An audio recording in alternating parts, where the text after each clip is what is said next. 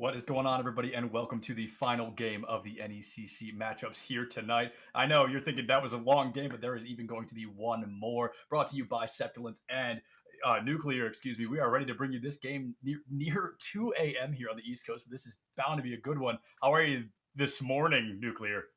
Well, it's a fresh morning outside. I smell the dew already bringing the moisture from the air together, and I'm excited to be here. I'm thrilled to be Absolutely. casting with you tonight, Septilence. And before we start the series, I want to give a quick shout out to my Twitter. You can follow me on Twitter at Chase Newcomb. I do casts at 2 a.m. and sometimes I direct collegiate esports programs. But most of the time, I'm here to call out the big names. And do we have big names ahead of us Oh, tonight? absolutely. As we're ending the Navigators division, we do have Fresno State Blue versus Carroll University. Yeah, Carroll, a team that I have seen a couple of times, not very many, but I know I've seen them one or twice, and I know that they have made a name for themselves, quite early on. Before we focus on those teams, we're shouting ourselves out early. You guys can go follow me on Twitter as well. I'm just a funny guy. That's all I've got going for me right now. But I also talk about video games. I also do broadcasts at 2 o'clock in the morning, and it is just Sepulence as well. I think it's right below me. You'll find me all over the place. But this is going to be a great matchup. I've actually never seen Fresno play before, so this is a new team for me, and somehow they've made it all the way to grand finals under my radar. Yeah, and it's been a series for them like the past couple of weeks. Indeed, I have had the pleasure of being able to cast both of these Yeah. teams in the playoffs in the series, and I know I sent some of those notes your way, but Yes. looking at tonight, in the quarterfinals, we actually casted Carroll University and we saw them take down Yes. Concordia University, Nebraska. And in that set, Grim Reaper was the MVP. It was Yes. also his Absolutely. birthday on that set, and that was really interesting. We saw also in that set Zarya, Biowolf Zarya was a threat, 100 charge basically the entire game, and every grav caught Yeah. more than three The people. grabs were insane. The grabs, they were almost so consistent. It was like a grab like every fight, it felt like. I don't know if that was actually the case, but that's definitely how it felt. And I'm super excited to jump into this control map because I feel like we're really going to find out, no pun intended here, which one of these teams is in control. Realistically, we talked about this before, during that small break, that this realistically could be a sweep either way. This could go all the way down to map 7. It's really going to be who finds that early momentum to succeed. Yeah, and we are in a best of 7 series. So if you Oh, are now right. just joining us, the way that this is going to work is first we're going to have control, then we're going to have hybrid, third is going to be assault, then we're going to move over to escort, and then we're going to repeat 5 back to number 1. So control, hybrid, escort. Then if it goes to game 8, which if this series is anything like the previous 2 series, it may. And that last map would be control. So Yeah, the right. first map that we are going to see tonight, though, is Lijiang Tower. That both teams have agreed on that, um, and I'm excited to see, what content is in store, what content is ahead of us. Yeah, no, I'm very excited to see kind of what comps are going to be coming out. We know that there's a little bit of consistency coming through on both sides. It's going to be, of course, we know that but double bubble is very common right now, as well as that brawl. So I think both of those are going to be viable. It looks like we might be moving into Oasis actually, so maybe a little bit of a confusion Oh, early on there with the map choice. But hey, I love Oasis. I love Gardens. I think it's a beautiful map. so it seems as though right now we are having some technical difficulties on the back end with just the Visuals. visuals. Exactly, they're I'm hearing a lot of "I'm blind," and it scares me. So uh, we're gonna take a quick pause and just kind of recollect. So we did talk a little bit before and you know what? I wasn't even ready to go in yet. I still have stuff to talk about. So we talked a little bit about what we've seen from Carroll University, right? Right. A threat to be reckoned with. And coming into the series as the number 2 seed, they are going to be going up against Fresno State. And it was actually last week I casted a set of Fresno State taking on Concordia University, Wisconsin in the semifinals. So kind of interesting mirror as we saw both of these teams take on Concordia University teams to make it to this point.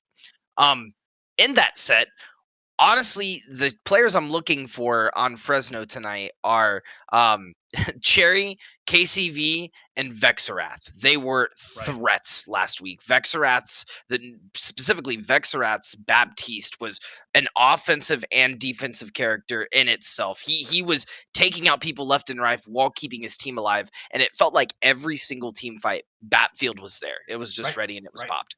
Absolutely. And now we didn't really get to jump into the fight, but the players just had the opportunity to lock in their heroes, and there's Interesting I'm only picks. going to assume it's a bit of a meme. They had the time to swap off, but already locked in. I don't want to name anything because I don't want to give away any team comps, but definitely two very different comps. I'll make a note that the only hero we see twice is Lucio.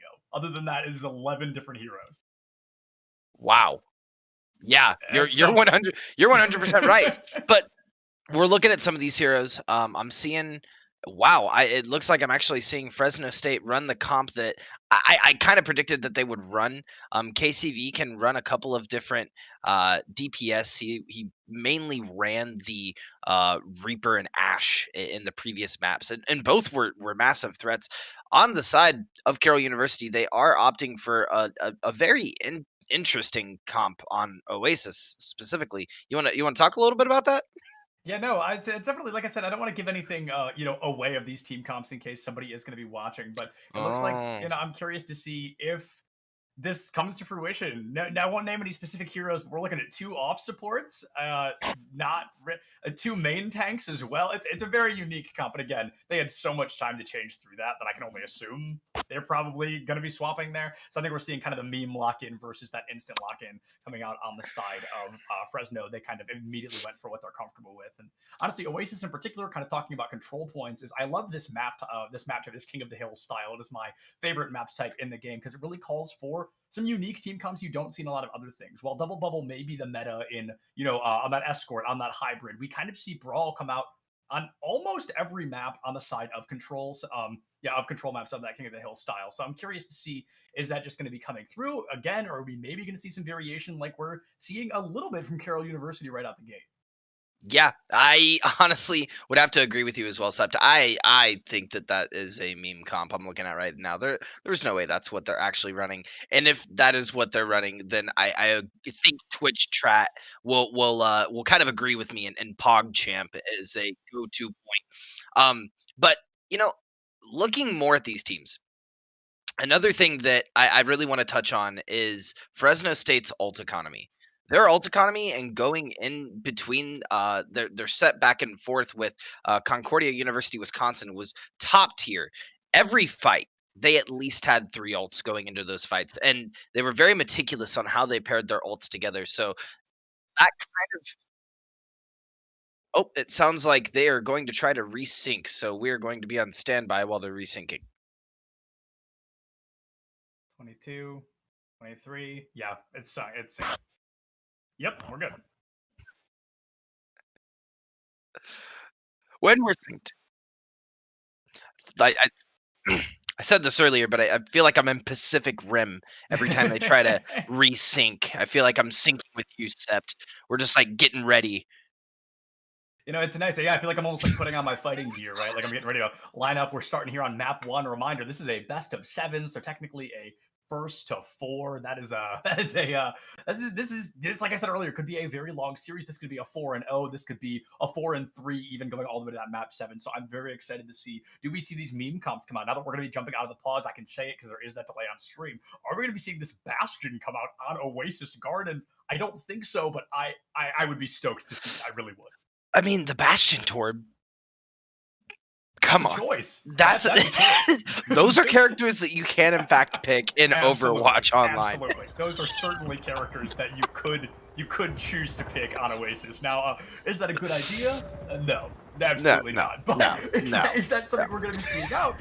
Only time will tell. And honestly, I'm super excited because if we do see the Bastion, he's one of my favorite characters in the game to play, one of my favorites to watch, and he is just a force to be reckoned with. But we called it from the very start. That was nothing but a meme pick. And now it's going to be that Ryan Zarya versus Ryan Diva. A couple of differentials here in the DPS as well with Tracer versus the Reaper.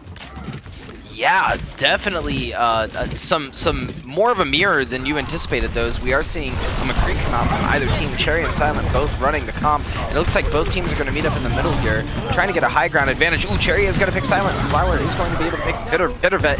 This seems like a run through for Fresno. Absolutely, this is going to be a run through for Fresno indeed. They're going to get a very early lead here, able to find main tank. That's a 4th down as well. That's to do hardly getting to breathe, and all of a sudden, they're only captured Fresno. Yeah, and as we're going in between points, something very interesting to point out that we have yet to do at this point is in Week 9, Fresno State actually lost to Carroll University 1-2. Their first loss of the season. So this is possibly some of the closest games that we can see tonight, and that's saying something. Absolutely. I mean, both these teams practically undefeated. We see Carroll University, their only loss in Week 1, and then Fresno, their only loss in Week 9. So both these teams sitting around that 1-loss marker, and right now Fresno, they're definitely getting that lead. Then they come down to the team confidence, come down to the play style, all things considered, it's going to come down to which one of these teams is going to be able to adapt the fastest. Now, we need to keep an eye on these team comps and see who can really make a difference early on. And we're going with these swaps to see if there's going to be value out of them. You got to be careful not to play that musical chair. It's the very same. And Biowolf right now on the Diva, I said, is a hero going to make a difference? It is Biowolf all day long with that triple kill. Wow, and what a play from Biowolf as well. Being able to quickly transfer targets on a point like that in those team fights is really going to add value. And it added enough value for Carroll because now they're sitting on 4 ultimates. They can go into this next fight big chillin' holding defense. Absolutely, and holding defense is exactly what they're going to be looking to do.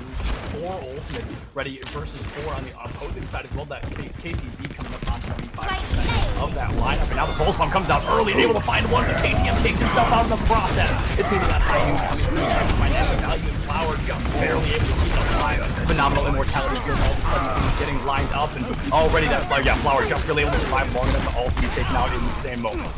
Wow, yeah, it was really close. Grim is just a Grim Reaper, really, on this point.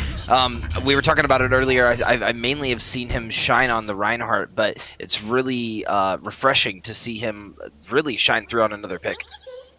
Not about that, like you said, the Reinhardt's definitely something we've seen quite often, but now instead, the Wrecking Ball, a weird pick, kind of an unconventional one. I'm always a fan of kind of having that lineup of the shield, but now kind of without it, see if they can make a big difference. Now it's going to come down to whether or not they're able to. Ooh, and the High Noon's going to come out. Cherry is going to pick Grim Reaper, but Laskardu is going to turn around, get Nine-Night as well, saying, Nine-Night, indeed, it is 2 a.m. and we're rolling into the contestant of this first point in Oasis.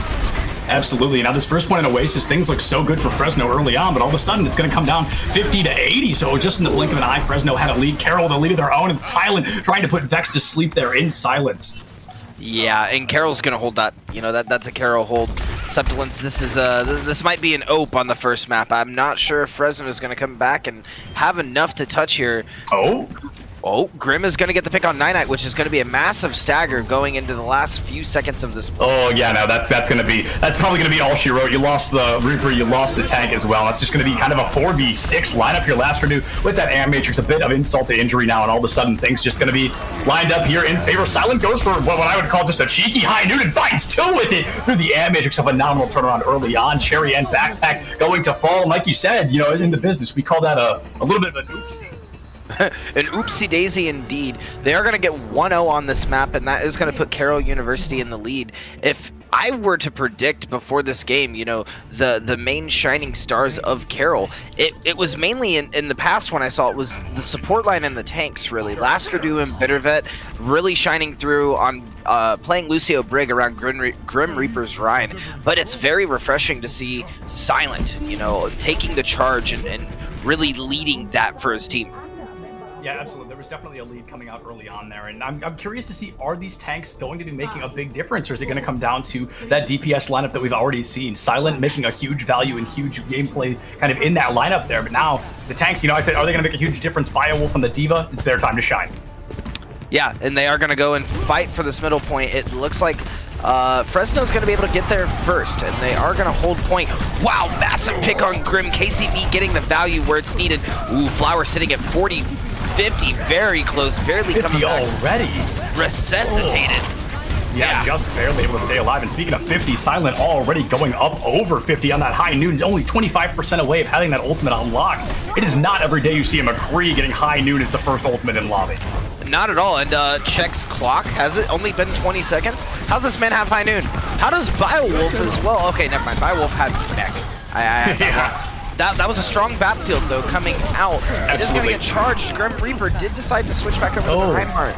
Yeah, and Grim Reaper committing a shatter there early on. I'm not really sure I'm necessarily a fan of that. I guess it does kind of help you clean up the end of that fight. But Carroll, they've done what they think they needed to cap point early on, and now they've already found a way into that first Oasis map, looking to find the second one. And personally, I'm a huge fan of City Center, so I'd love to see that here. Yeah, 100%. And I think that we may, but Carroll is showing such a strong showing on these control maps, right? And we saw it in the last point. I think that they are forcing Fresno's hand and making Fresno play the Rein Zarya at their best ability.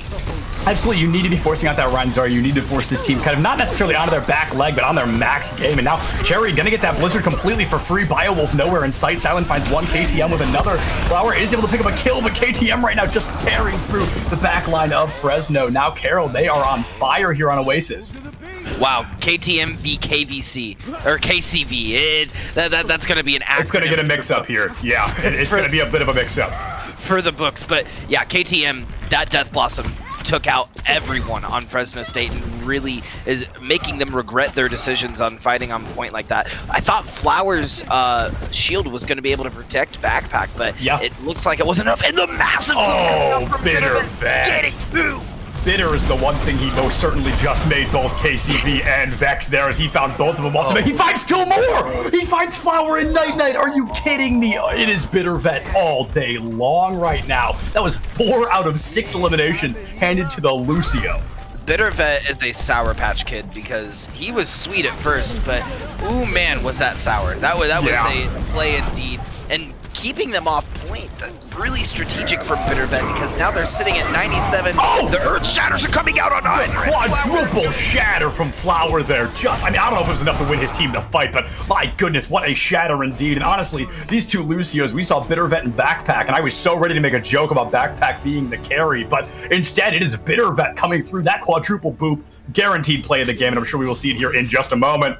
I call that a caster's curse, a caster blessing, or just common sense. Is that quadruple kill coming through? I mean, look at it. There's 2 already. You almost found the May as well, and then he goes up and around. A bit of a cheeky play here. Picks up not one, but both of the tanks. Just phenomenal play there. You know what we call that? We call that beautiful. That's what that was. Those were beautiful boops, Bitter Vet. Yes, you have nothing short of pride to be holding within you right now. Yeah, absolutely. That was a sight to behold, to say the very least. And Oasis only going to be ending in that second, of those 2 stages. We do not end up seeing City Center, and that may be a good omen for those of you who have been with us since very, very early today. This game may not go all the way to that map 7, but of course, that was only the control map. There could be so many maps left to play. Oh, there's so many shenanigans to be had. Absolutely. And I'm excited to see what Fresno is going to clap back with as we go into map 2, and really what these pick bans are going to be. As we talked about it earlier, but the next map type is going to be hybrid. So, what are your predictions? What do you think?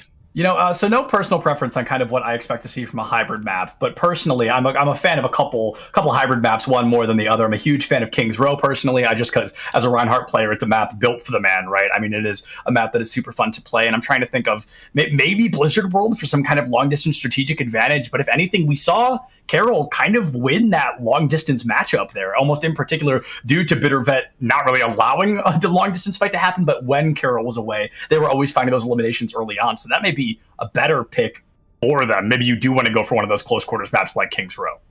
Yeah, and I would like to see King's Row again, but I mean, I know that Infernosis and Unicorn said it on the last cast, but it's something that we like to say every time. Scrims Row. I mean, who's going to say no to King's Row? Who doesn't like King's Row? It's one of the most popular maps in the game.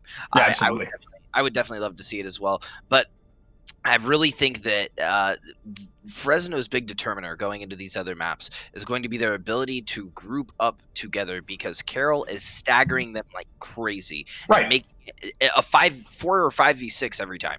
Yeah, no, absolutely. I mean, I think you've kind of hit the nail right on the head there. It's just constantly we're looking at 4v6s, 5v6s, and time again, we're just seeing Fresno kind of having their feet ripped out from underneath them. We've hardly seen team fight. Yeah, like quite literally, it's just one after the other, back and forth. They are just ripping Fresno apart almost from the inside. And it looks like we swapped over to Kings Row. I didn't catch the message if that's actually the map we're going to, but like I said, I can only hope it is because that is probably going to force that Ryan Zarya. And I'd like to see maybe a little bit more from the tanks. I don't think any of them played poorly, but I feel that game was almost entirely DPS, and then at the end there, Bitter Vet making a name for himself. So I think particularly I'd love to see almost all 4 tanks really step it up in this next game. And I don't know if that's because we're seeing Biowolf on the D.Va, and right. We're not getting as much value, but Biowolf had a crazy Zarya that we were talking about at the beginning. Right. Both of these teams, actually, all 4 of the tank line, you're 100% right. All of the tank line. Flower of Ghost has an amazing Rhine. Grim Reaper has an amazing Rhine. I just want to see the brawl come out. I wouldn't even be mad if, both support lines on either team switched over to even a Brig or Lucio. Right. No, and something interesting is, I want to not take back the comment, but I do want to highlight, we did see that triple kill on Gardens coming out from Biowolf. We did see that quadruple shatter from Flower. So there were moments where they were playing well. I'm not saying any of them were playing poorly, of course, but there's definitely, I'd love to see a little bit more consistency because there were those couple of good plays. Now we need to see a couple of good maps. We need to see that high energy coming through. And these are the 2 best teams in the division, right? You don't make it to these finals on accident. You have fought your way to get here. You are ready to take it to the bitter end, no pun intended. And now it's going to be one of these teams. I mean, if one of them walks away with a 4-0, that's almost less likely than going to 7 maps. 100%. I mean, we were talking about it earlier, but look at their season stats. Almost all of the matches that they've won have been 3-0s or just wipes. They've like you said, tore through their entire season to get to this moment as the number 1 and number 2 seed in the Navigators Division Finals. So looking at it from that vein, I 100% agree with you. There's going to be massive plays coming out from either of the tank lines and support lines if we can get to that point, right? Yeah, certainly. I think, and we did see that in the last map. We did see a lot of great ultimates come out from Fresno State's tank line, but there was no follow-up, and you have to have that follow-up to get any value out of it. Because, I mean, cool, you shatter 4 people, great, awesome. What are you doing afterwards? Because you're dead. Yeah, if you get no kills with that shatter, I mean, it's a waste. Even if it could hit 6 people, if you don't walk away with even 1 elimination, you might as well not land in the shatter. They're just getting up and going, oh, okay, yeah. Right, just brushing off the dust a little bit. They're kind of like, all right, whatever. GG, go next on that fight, right? All you've done is put your ultimate down the drain. So maybe that's what we need to see a little bit from both sides, I think. We saw some massive shatters, some 3, 4, 5-man shatters on Oasis, and I don't think any of them were fight-winning ultimates because there was no follow-up. We just need to see a little bit more consistent follow-up. And now, Ryan Zarya versus Ryan D.Va all over again. KCV going for an early peak, but instead, almost having his head taken off by Silent there on the Ashe. It's going to be that 1-to-1 matchup. Going to be dropping down off that cheeky pick onto a little bit more consistent there with the Reaper. And I wonder if we're going to see KCV switch over to the Ashe as well, see the mirror comp and the DPSs, because, like I said earlier, KCV had a really solid Ashe as well, but Silent showing that the aim is popping through. Ooh, Flower getting a very early pick on KTM. Yeah, no, that's going to be a massive pick there. So half that damage taken offline. Silent, 60% of the Bob. So maybe you farm that Bob with a massive dynamite just like that one there. Now up to 70%. You bring him in. He's kind of that replacement 6th member until that McCree can return. But, oh, a great headshot as well. Just desperate to find this Bob. It's really going to come down to him maybe trying to find a support hero there. Cherry going to roll right in, rip that Rhine shield to shreds, and instead Vexarath going to be taken out by KTM. So the defending team, they're going to get back just in time, and Silent going to be able to coach gun back onto the high ground, but then he walks himself off down to 89 health, being focused off in that back line near the Vega. The statue can only protect him for so long. Going to be left, right, and center. Night Knight takes him. Night Knight goes Night Knight there, able to take himself out with that ultimate fire, and Silent finally picks up that double kill to win the fight. Wow, and as we are watching that fight, back and forth from the DPSs as we were talking about earlier, we saw Silent get both of the kills at the end of the fight, but mid-fight, we really saw KTM get a couple of picks as we saw Fresno State try to push in, and they got quickly pushed back by Carroll. Absolutely, that quick pushback was exactly what they needed, because losing something very early on was a little bit of a disaster for Carroll. They lose that McCree, like we said, and then they were able to stall long enough for him to return. That's exactly what they needed to be looking for. That was the value they were looking to find. And now an amp matrix from Vexarath is going to make things all the harder here for these defenders. We're going to see a little bit of aggression coming out, and instead, speaking of aggression, we see a massive shatter again, but no follow-up. So Grim is able to hit a huge one, and here comes Flower with a huge one of their own. Might be able to find something. Oh, but Grim is going to be taken out. There's that crucial follow-up, and the D.Va bomb from Biowolf finds 2. The D.Va D.Va making all the difference at the end of the day. Once again, might be able to keep the fight alive, but KCV just rolling to the back line. Silent now committing that bomb. A tick and a half already gained. KCV looking to pick up even more. Wow, and KCV, looking to pick up point, backing up to try to get it. And honestly, we should have seen NECC back up because now BioWolf's pushing in, and this may not be point for Fresno State. They may not be able to get it. Yeah, full swing. NECC actually staying up ahead might have stalled long enough for the other 5 to return there, so it was going to be that 5-person cap. 4 minutes on the clock, so not the best, not the worst that we've seen in terms of time banks, especially earlier today. I think we were looking at 5:32s and whatnot while Infernosis and Unicorn were here earlier today, but KCV is going to be able to pick up BioWolf, so they're going to lose that D.Va. They're going to lose the first corner to Streets phase, and that's arguably the best place to hold the cart before second point cap. You have to. You're almost never going to be able to hold that second point cap if you don't hold in this first part, at least for a good amount, right? Right. And I honestly thought that we were going to see them come back and be able to defend the point. Oh, but we are going to see a massive grab come out from NECC, picking up 1, count them 2, Flower of Ghost taking out Silent, and KCV taking out Grim Reaper. They are going to res at the corner, trying to pull this with Grim. Grim is going to be very low in the front line, though. BioWolf's going to get the ultimate. Yeah, BioWolf is going to get nanoed. Yeah, High Noon comes out. Cherry is going to be able to find Lasker. KTM picks up KCV as well, so a little bit of a turnaround on both sides. But now, Flower Ghost just kind of getting the roll forward. What a fire strike. KTM going to be taken out. 3 minutes. They've gotten all the way to second point in a little bit over a minute. Their time bank's about to go from good to great if they're able to cap in this fight. And it's exactly what we just said. If you can't hold that first point, you're not going to have the time to hold the second. Proof in the pudding. That spawn in King's Row is just so unforgiving. You have so much space to cover, and when you're a lonely BAP, or even a lonely Ana just trying to get there, it's a very hard walk. Right, and Silent almost able to find Sherry there with a headshot, but not quite able to pick up that kill. Damage boost didn't come through enough, and there's the first shatter that hasn't hit 4. Now KCV going for an kind of top rope Death Blossom, going to be taken out. Grim Reaper falling as well. Here's BioWolf trying to save the day, but instead KTM able to find a double kill with that High Noon backpack will fall. Cherry finds Bitter Bet, this 1-for-1 support trade coming through. The spawn advantage ever so clearly in favor of Carroll. They just need to stall out. Maybe 5 to 10 more seconds for their Mercy to return, and Bob most certainly will help get the job done. 100%. And Cherry and KTM, just a back and forth from those two as we're seeing them take out the support line on either respective team. So I really think this series is going to come down to maybe not so much the tank line, but what value the DPS can find. Because I was also sitting here thinking, why is BioWolf running D.Va when all season we've been seeing him run the Zarya? And then I saw KCV ult as Reaper, and she ate the entire ultimate. The D.Va ate the whole ultimate, and I was like, that is it. That's the reason why. As we're going to see Grim Reaper land a massive Earth Shatter, run through the team, and get a couple of kills on his own, and that's going to cause them to back up and quickly regroup. Yeah, that was the first Earth Shatter I think we've really seen with that immediate follow-up we've kind of been talking about so much. That was a 4-man shatter, 3 of them ended up falling, and just like that, it was all but a freebie there. Some great value coming through, and that buys them a little bit more time just now curving that 2 minutes and 40 seconds. We see 3 ultimates versus 1. The nano boost from Lasker I mean, that's got to be enough to keep Carroll alive, because they're walking into an Ant Matrix, a beat, a High Noon, and nearly a grab. This could be a disaster here for Carroll if they don't play it slow.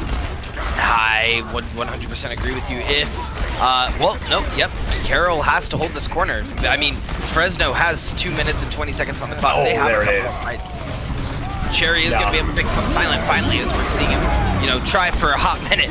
Oh, it's over. It's over. Cherry with the double High Noon. I mean, just like that, that's all she wrote. A little over 2 minutes left on the clock, and all of a sudden, just the ultimate, they don't even use Shatter. The grab comes out, amp not needed, beat not needed. I mean, Fresno, they won that fight almost single-handedly because the McCree finds 3 in the fight. But the beat was used, and do you want to make your backpack reference now?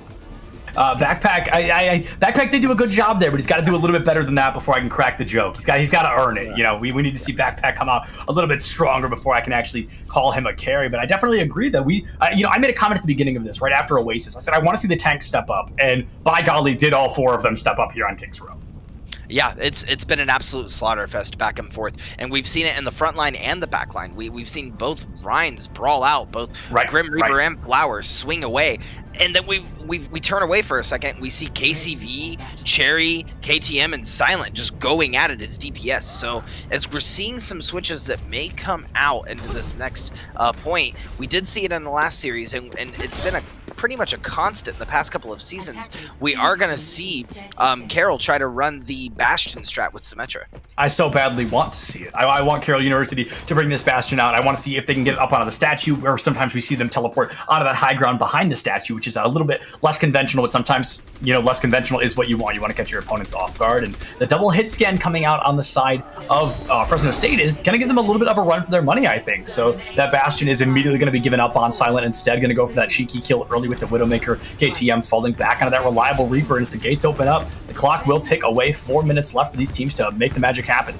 Yeah, maybe we're seeing enough of a variable from either team to cause a bit of a difference instead of it just being who's the better McCree or who's the better Ash, right? So KTM high ground, trying to get shots on KCV, but 56 health. He's going to back up, and we're going to see Cherry take down Bittervet with a headshot. Kind of brutal. Yeah, Cherry able to find Bittervet there. Silent, however, able to find KCV, so immediately going to be that spawn advantage. Instead, Backpack able to pick KCV up off the ground. Your fight is not over yet, my friend, and now that full 6-6 going to be coming back to fruition. KTM able to find KCV immediately after the Ash hardly gets off a shot before she is taken back to spawn and back to the graveyard. Cherry desperate to farm this high noon, looking to make the magic happen, but right now, almost a free tick guaranteed here on the side of Carroll. Silent picks up Vexarat, that main support going to be gone. Backpack not far behind. Biowolf will find Flower, and this high noon simply cannot do enough with the angle Cherry has got. KTM takes a lot of damage, but is still able to pick up that kill onto Cherry. Night is going to be taken out by Silent. Silently will fall is indeed 3 minutes left on the clock here, and they will get that first point cap. And that seemed like a nosebleed that just kept getting worse and worse and worse. And eventually we were just seeing it gouged, you know. There was nothing that they were able to do. Fresno was really trying to defend that point, and they had a couple of people that were able to get back in time. However, Carroll just kept up the pressure, stayed on point and said, keep going for the picks. We're going to play corner. We're going to take point. And that's exactly what we saw. Yeah, absolutely. And now, I mean, this is that corner we need to talk about. Like you said, this is a crucial corner here if this team wants to succeed, but crucial indeed it will not be, as Backpack in the back line is going to be taken out by Silent. A phenomenal headshot there from that Widowmaker, and it's going to be that 5v6. That Rez is offline. That Valkyrie that was so close to being online is immediately eliminated from the fight. Biowolf farming up that grab and the slow rotation around through the left side, trying to find those kind of last-second kills, but not going to find them yet. We are seeing a lot of the members of Carroll as well sitting on ultimates. You know, Biowolf, Laskardu both have their ults. Bittervet and Grim on the cusp of having it. And KTM, all that takes is one at the end of the team fight. He's going to have it. First hammer down's coming out, not going to find any. The second one going to find 5. Flower going for the sick pin in the back line, but the beat's going to save him. KTM with the Death Blossom. And it's going to take out. KTM is just ripping them apart right now. That is a triple kill in total, able to find that cleanup crew, and all of a sudden, 4 minutes left on the clock. It's going to turn into a much larger time bank of 5:26. KTM said, "Oh, you decided to switch off of D.Va. Oh, well, there's your first problem, because I'm playing Reaper, and I'm not going to let you defend the team for free." You know, Nine in that situation can only choose one person to defend, and when you have a Death Blossom going on 4, you just kind of stand there and take it. Yeah, unfortunately, KCV is going to find KTM. Vexarat picks up Silent as well on that high ground. Cherry finds Bittervet, and there is not much left to be said about this fight. Grim finds Night, but that was kind of more of an exit frag than anything. That's a good way to put it as well, with the fire strike and exit frag. I love that. Yeah, he was able to find a kill, but, you know, at what cost? That doesn't really do much for the team right now. That was just kind of an insult to injury scenario. And Grim, speaking of fire strikes, able to find Backpack right away. That Lucio taken offline. A 5v6, of course, in favor of Carroll, as they've got that one-player advantage. Silent looking for a little bit of damage here, unable to find that shot onto that Reaper as he rates away. Cherry's going to find KTM, and the grab comes out. It's huge, but Cherry's ult maybe just enough to keep the team away. Instead, Cherry is going to be able to zone for just a moment, taking quite a bit of damage in the process. Grim Reaper drops a shatter and instead eats one, coming out from Flower, who finds 2 right away. And what a collapse from Fresno in that fight. Fresno went in whole hog, and they didn't even have a Roadhog. They went all chips in on that. And we saw that ult come out from Cherry. We saw the high noon, and we've seen that in previous maps. He doesn't just use that high noon for the kills. He's not just the Reddit Kree, you know. He actually uses it very strategically a lot for positioning to get his team out of bad positions, and that's exactly what we saw when the whole team was grabbed. He sat back, he high noon, gave him the space he needed. Yeah, it's definitely a good call. You know, you need to have competent supports that understand sometimes going for the kill isn't the most important thing, and that's exactly what Cherry did there. Is he used the high noon as a zoner, not as a kill confirm. And speaking of Cherry, I mean, we can't even finish the guy's name before he's doing more and more, able to find last review right away. Some break damage coming through and even higher value on this. Another high noon at the ready. Flower Ghost is going to find that fire strike onto Grim. Night picks up Biowolf. The tank line's gone. The Reaper is gone. And Fresno, they have burned almost half of this time bank. You know, watching Carroll, the first map, take control and win these close quarters fights, right. I did not expect Fresno to pop off in this last point of King's Row. But this last point of King's Row is arguably one of the harder points to cap as well, because with the spawn right behind where the payload ends, they can just pop out. So you really need to get team wipe here. That's what Carroll needs to be looking for, is a whole team wipe on Fresno. KCV, he chooses not to get greedy there. We saw the kind of that Wraith in and then immediately back out. He decided he was probably going to get stunned or interrupted. Bittervet not going to that nano boost. Got to see if this Ana's finally going to pay off, and it most certainly will. Flower goes down to the drain. KTM going to be able to find some damage. It's KCV with the ULT, able to take Biowolf, Silent, and Lasker 2 to the grave. Grim Reaper picks up KCV, but the damage may have already been done. Cherry finds Grim Reaper and Fresno. They survive another fight. What? Excuse me, what? Excuse me, Reaper, man. Cherry and KCV, I'm telling you, Cherry and KCV are literally taking the entirety of Fresno and saying, hold the shield, keep the heals, we're gonna get the picks. It's gonna happen. Just give us the space, we're gonna make it happen. Absolutely. I mean, it is just these DPS all day long. Don't get me wrong, everybody's playing great here on the side of Fresno, but Cherry and KCV, if they're playing even a little worse. Oh, speaking of ults, now KTM gonna be able to find 3 in the mix up there. Night picked up by Silent as well. That may have done it. It takes a very long time, but capping with anything over a minute of crucial importance. 1:40 left on the clock, and it looks like they're gonna be able to walk this in the third. Yeah, and honestly, they're pretty close in time banks. I mean, 138 to 206. If you're able to hold the first point, that's really going to be the main determiner here. But we did see KTM, you know, take a couple of very quick notes when necessary on KCV's gameplay, and said, oh, okay, so you're jumping from the top and death blossoming? I got you, no matter what. As we are seeing, we are seeing a very discombobulated Subtilance getting back on the setup. I may have knocked my webcam down, but I'm back. I fixed it. I'm back. Fixed is a word. Oh, I actually haven't seen how it looks yet, but I don't think chat can see me right now. Oh boy. Oh golly gee, chat. I'm so sorry. It is 2:55 in the morning here on the East Coast. You guys are gonna have to bear with me through a couple of slip-ups here and there, but I'm back, and I hope I still look handsome, Nuclear.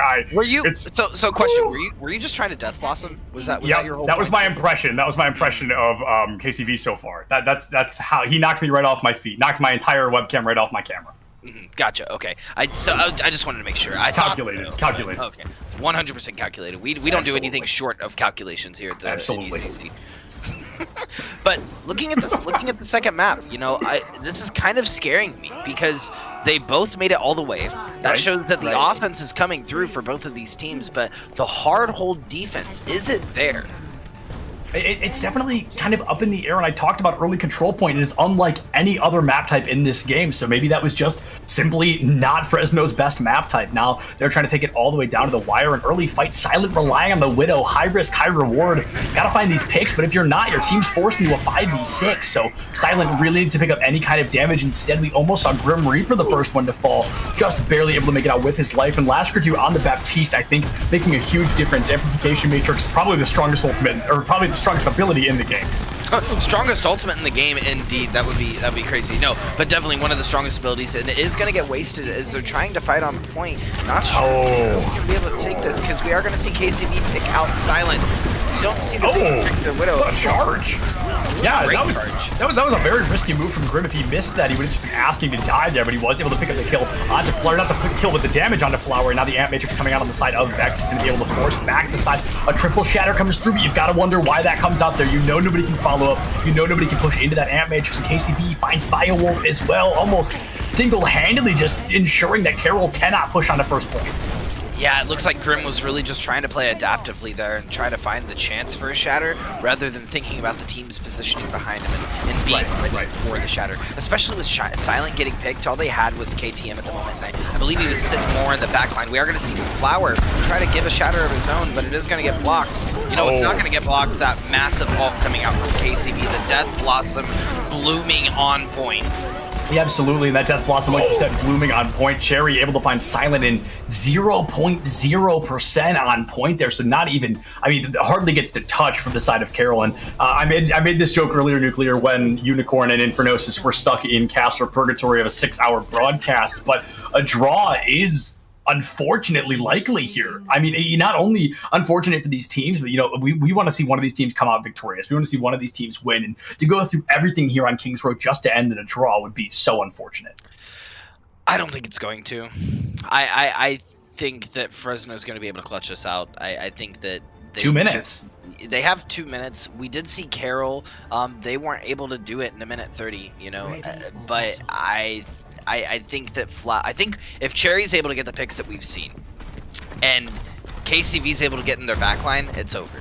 They're gonna get points. Yeah, I agree. KCV, we saw. I mean, that's how they stopped. That's how they stopped the offense, right? Now they've got to do the same thing on the offense of their own. Is get in that back line, take Silent out, take McCree out, take out maybe one of the tanks if you're lucky, but unfortunately not going to be able to get things lined up that easy. KCV, one good teleport cracks this point wide open.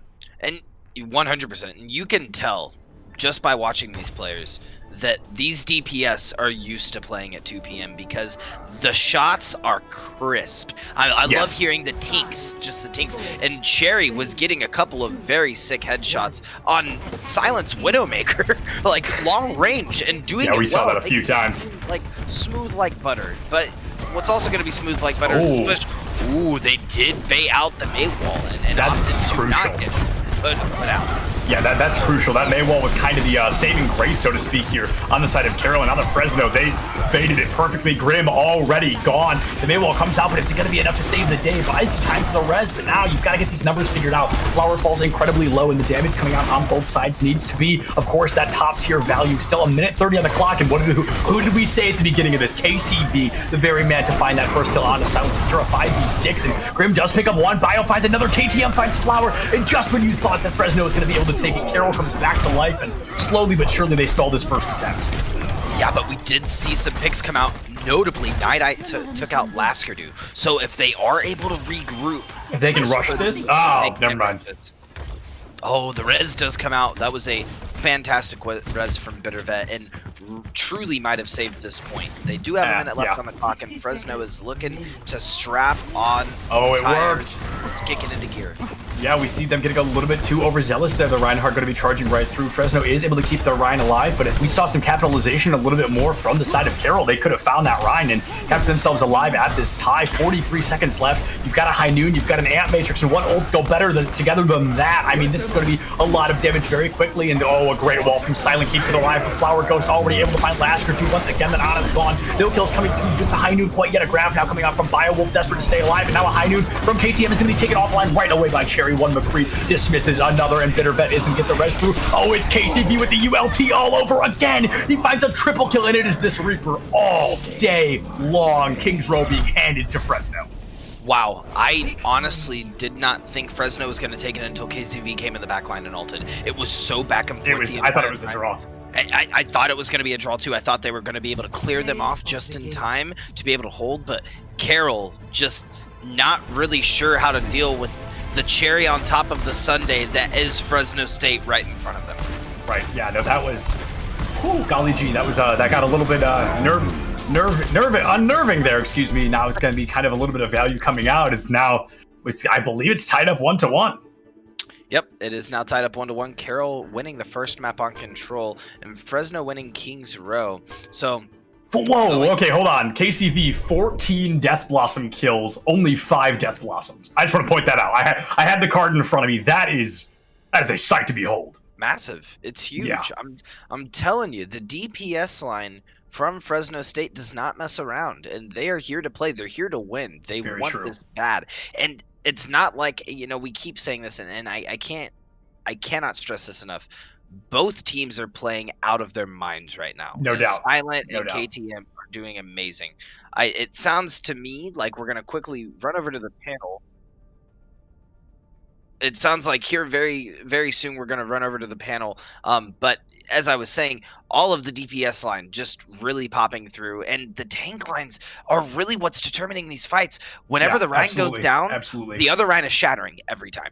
Yep. I mean, we even saw a couple of what I would call lucky shatters coming out there. Some shatters that should not have hit, that should not have connected. But we can talk about that a little bit more in the future. We're going to throw it over to the panel. It's going to be JVR and Jim Lowry. So we'll see you guys in a bit.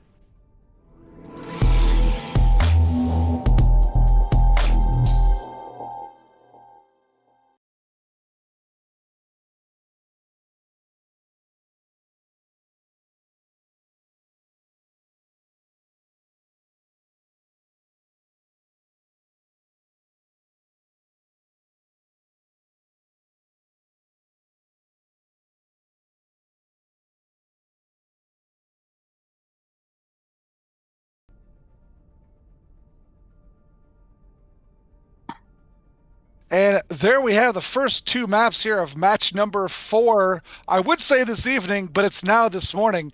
And we have a 1-1 scoreline between Fresno State and Carroll University. Almost a draw there on map 2, Jacob, which would have just driven us to an extra map. This late in the day, was there anyone other than me hoping for a draw there? Yeah, I think Carroll would draw, right? It was so close. They were so close to it. Yeah, they were, and a good bounce back there by Fresno. Obviously, after Carroll came out, they really took the initiative early on. They were ready to go, and kudos to them. I mean, they were prepared. You know, when you get off kilter, you get off schedule a little bit, they were ready to go. So good work by them, and then a nice answer by our top seed, taking that second map, a really close map, obviously. Another, even showdown, and kudos to our crew, kudos to everybody still grinding here, and kudos to our Twitch community, man. This is awesome tonight. We're trending in some different levels, and we got some good metrics, we got some good numbers, but the Twitch has been popping off tonight. We thank everybody for staying up with us and having a blast. What I'm seeing right now is 120 viewers still with us here. Even if you're on the West Coast, it's midnight. It's a school night. What are you all doing? Speaking of what are people doing, we're going to have Carroll Fresno State here. What are they doing? This is a great matchup here. I mean, this is what we wanted it to be.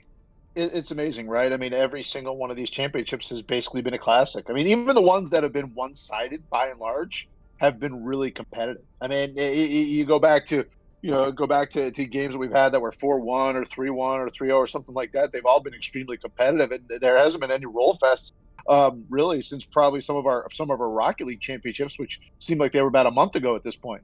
But since then, Overwatch and Valorant have been ultra competitive. It's they're long nights, but it's a great watch. It's great to see, and the best thing about it, Jim, is that people are playing at a ridiculously high level. I mean, by and large, you're seeing very few mistakes. People playing their best on the biggest stage. That's all you can ask for.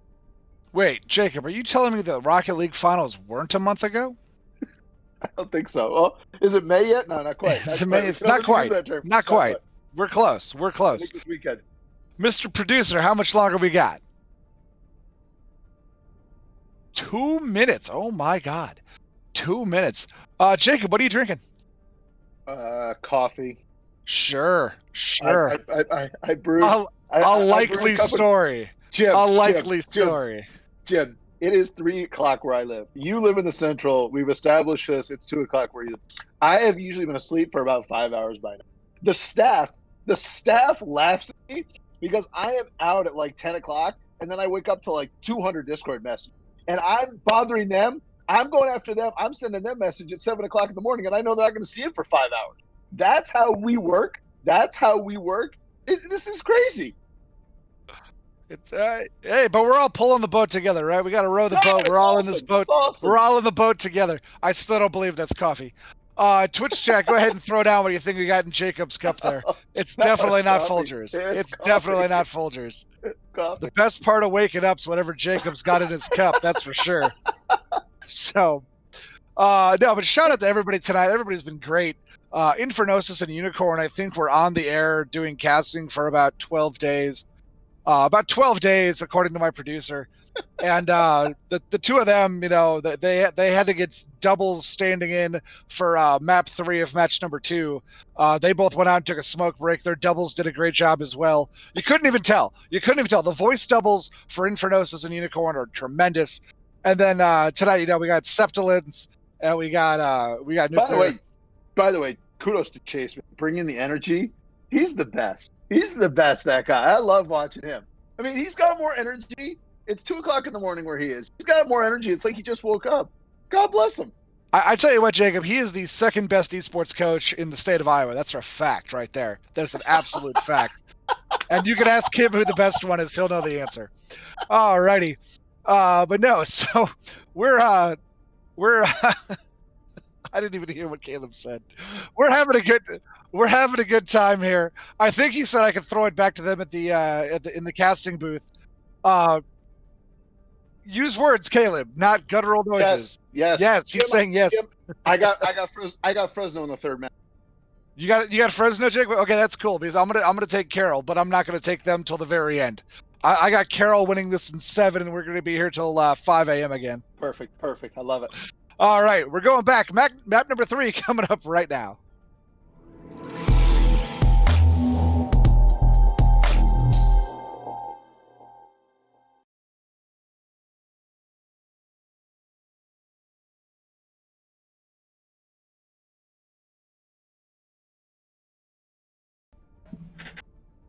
Hey, what's going on, everybody? Welcome back. As you kind of probably already know, it is 1-1 right now. We're going to be jumping into what I believe is Temple of Anubis, and I'm very excited to see this because as a Junkrat player, I absolutely adore this map. You said as a what? As a Junkrat player? Oh, okay. All right. You got me. I get flack for that every day of the week. I absolutely love playing Junkrat. He's my main man across the board. It is absolutely fantastic. I hope we see it. Maybe we do, maybe we don't, but I'd really like to see some Junkrat gameplay here. And honestly, I feel like we're probably just going to see Brawl over and over and over. I would have to agree with you. And you know what? I'm not mad that you play Junkrat. That's fine. Are you just disappointed? No, because I'm also a Junkrat DPS main when I'm not maining Hanzo. Yes. So, I feel you. I was just throwing up in camaraderie. Of course. The classic phrase. As we're going into Temple of Anubis, I can see it because Junkrat's very popular on this map. You have a lot of high ground opportunity and a lot of close quarters to really flush people out of those areas. Now, looking at the defense and offense, I think you're 100% correct. I think we're going to see Brawl comp, and it looks like Fresno's going to prove me wrong. Both teams. We're not seeing a Rhine or a Zarya on either side. Both teams are they are going for what I'm going to what is the phrase I used earlier? Interesting team comps coming out here. This is definitely not something I'd expect to see. I think Sigma Roadhog on defense, I think that makes more sense than Diva Wrecking Ball on offense. That is something I'm not necessarily a huge fan of going into this. Somewhat. Yeah. We literally we're just getting this in and 100% correct from Caleb on production. We have a dive comp versus a spam comp. So we're going to see who's going to be able to pick the targets. Here we go. Okay, this feels better. Spam comp isn't going to work very well against a dive comp, though. I mean, it's meant mainly for the Reinhardt. Get the Reinhardt, shield down, attack the team. Don't know if it's going to work against the dive if they're able to get in and out as fast as I mean, they almost found Biowolf right away. They're instead going to be able to pick up Silent. I think this is going to come down a little bit more to, first of all, we're going to be seeing a swap from the side of Carroll, but if they're not, it's going to come down to how well Grim Reaper can utilize that defense matrix. That's going to be the only defense they have against these aggressive, that spammage we talked about coming through. KCV is going to find a kill, but it may already be too late. Grim Reaper cannot make it up onto the high ground. Will be punished by Flower. Their Biowolf goes in deep for the kill. We're going to get slept up on the high ground. The follow-up coming through, the triple attack, the Bionade as well, and Biowolf will be kissed goodbye back to spawn. Unfortunately, Biowolf and Grim did not tackle the same target. They really did not focus the same area, and you need that with this comp. I don't know how I feel about this comp without a Lucio or without a DPS line that's going to be able to get in. I don't know how well it's going to work with... Almost KCV going down to 48 health there. That was dangerous for him. I think that was going to be a little bit of value coming out on the side of Carroll, but no, he's able to survive. The Discord Orb cannot do enough, and some great support line coming out from Fresno, able to keep it alive. Carroll now, we're going to lose that mech very early on. Grim Reaper going to be forced into that baby Devo. Silent picks KCV up right off the back of it. A much more effective kill coming through. Yeah, I don't know if the D.Va's working. I don't know if I agree. That's the second time he's gotten demec'd, and Cherry is going to be able to find something on Silent, which could be the push that Fresno State needs to get on point here. Absolutely, we need to see any kind of similarity in dive difference between Grim Reaper and Beowulf. They're diving in together, and then they immediately split onto 2 different targets. They're not focusing one person. They go in at the same time, and then they usually die at the same time. And that's kind of all we've seen. Now, they've farmed these ultimates. They've burned half their time bank, but they are danger close to 6 ultimates online.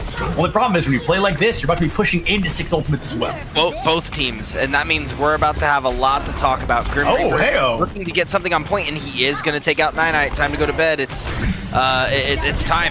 And Beowulf looking to get something on point, but he's going to get picked by Flower of Ghost before he's able to get his ult out. Grim Reaper finding something on KCB, and we are going to see the Transcendence pop from Laskerdu, trying to get something on point. The sleep coming out from Vex. Oh my goodness! The supports right now just carrying the fight. Vex and Backpack both right now able to find 2. Now, not exactly a kill, but a sleep dart and a crucial kill. Bittervet going to be diving in, possibly going for the res, but going to be caught out by a little bit of damage. Going to get in the Winston bubble just long enough to find the res onto Silent, and the res very well may have done it, but never mind. KCB, the nail in the coffin there. Silent finds a kill, but Beowulf, Mythic Flux taking out Night once again, falling asleep on point. KCB taken out by KTM. Slowly but surely, 3 minutes in, we see Carroll cap first point at Temple of Anubis.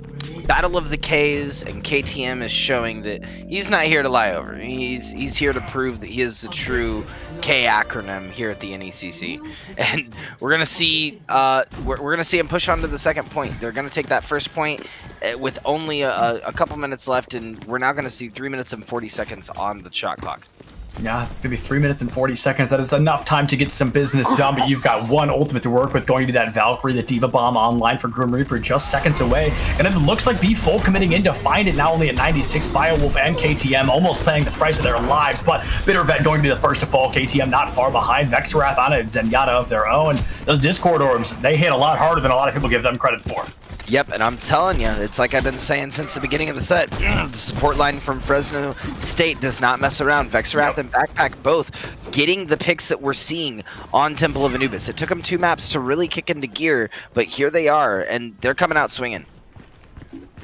Coming out swinging indeed. Also, I want to literally now. Yeah, I was gonna say. I was just about to say that. I of course want to draw attention to the fact that Reinhardt is coming out in full swing here. Fresno, they've got that Reinhardt ready, and it's going to be a lot easier to block these D.Va bombs. Maybe I'll eat my words right here on stream. Now the immortality field from Backpack going to be able to keep the team alive. Beowulf taking some damage from Flower, and Flower smart enough not to chase an enemy as mobile as that Winston. Silent now flanking in the back line. Silent as a ghost goes for the fan. Only has 1 bullet in the chamber, but still able to pick up Cherry. Pays the price of his life to do so. Backpack will be the next to fall, taken out by Beowulf. And you fall into the trap, you will be killed. KTM finds KCD in the back line slowly but surely. Carroll, they are tearing this team apart. It looks like they may be able to cap with just over 2 minutes on the clock. Cherry now might be able to touch, but instead chooses to blink backward. Going to be caught out. The rip tire from KCB. A bit of a move of desperation here to keep the point alive. Able to do just that. Clears things up for a moment. The single tire onto Laskerdu. Going to get rid of that Zenyatta. Take that Transcendence away from even getting close to ready. KTM picks up 1. KCB finds another. Bittervet goes for the res, and Carroll, they are almost back in full swing. Silent finds 2 once again, and this McCree just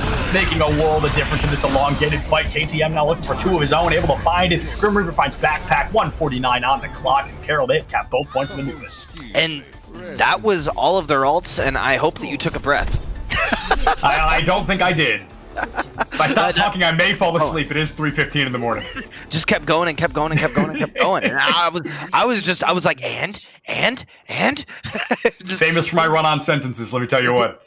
Things just kept happening, and what was crazy about that was all the ultimates had been used at that point. Right. Once the D.Va bomb came out at the very end, or was about to come out at the very end. Excuse me. That was it. That was the last ultimate. So if they were able to hold, if Fresno was able to stay and get back on point, they might have been able to hold it.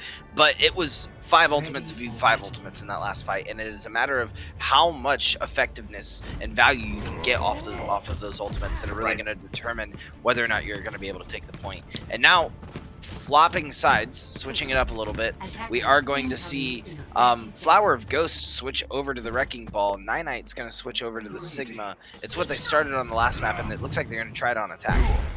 Yeah, definitely going to be fascinating here on the attack. And we see Cherry and KCB, they're kind of going for that aerial gameplay, that Echo and that Pharah. They're going to get a little bit of a run for their money. Not only is there a double hit scan on the other side, that McCree Widowmaker, also the Ana, Laskerdu, and the Diva of Grim Reaper. So I wouldn't be surprised to see them bring out these aerial fighters and then maybe go back and swap. I think that's the play. That's what they've been doing. It's like every time they're not sure what to play, it's immediately like smack it on the table, hit the GG button, Ryan Zarya. Yeah, no, we talked about that during the break as well. It's just kind of, not sure what to do. Boom, Ryan Zarya. But now, Vexarath already able to find Silent. That could be a huge, crucial kill here. That Widowmaker taken offline. KCV, instead of going for the Mega, they're going to get right back into the fight and rely on that Mercy to keep them alive. To get healed right back up. Silent has to swap on that Tracer to return. Another hit scan player coming out soon. It's going to come down to that first blood again. Currently a 5v6, but Fresno, they're not really pushing in because of it. They're taking their time, looking for maybe one more elimination.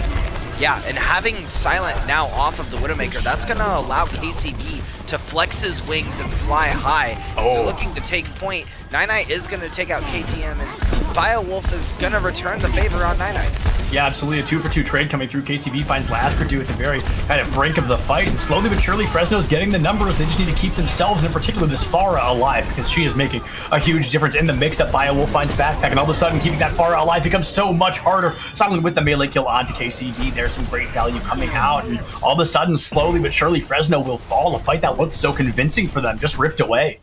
One of the massive points that was a huge takeaway, and watching Carroll's previous match a couple weeks ago with you, was their ability to play around 2 or 3 players. Yes. You know, it's like, okay, we have Cherry, we have Vexarath, and we have Flower online. That's all we need. We need one of each character. We can hold this point, and we're seeing that now on Temple of Anubis.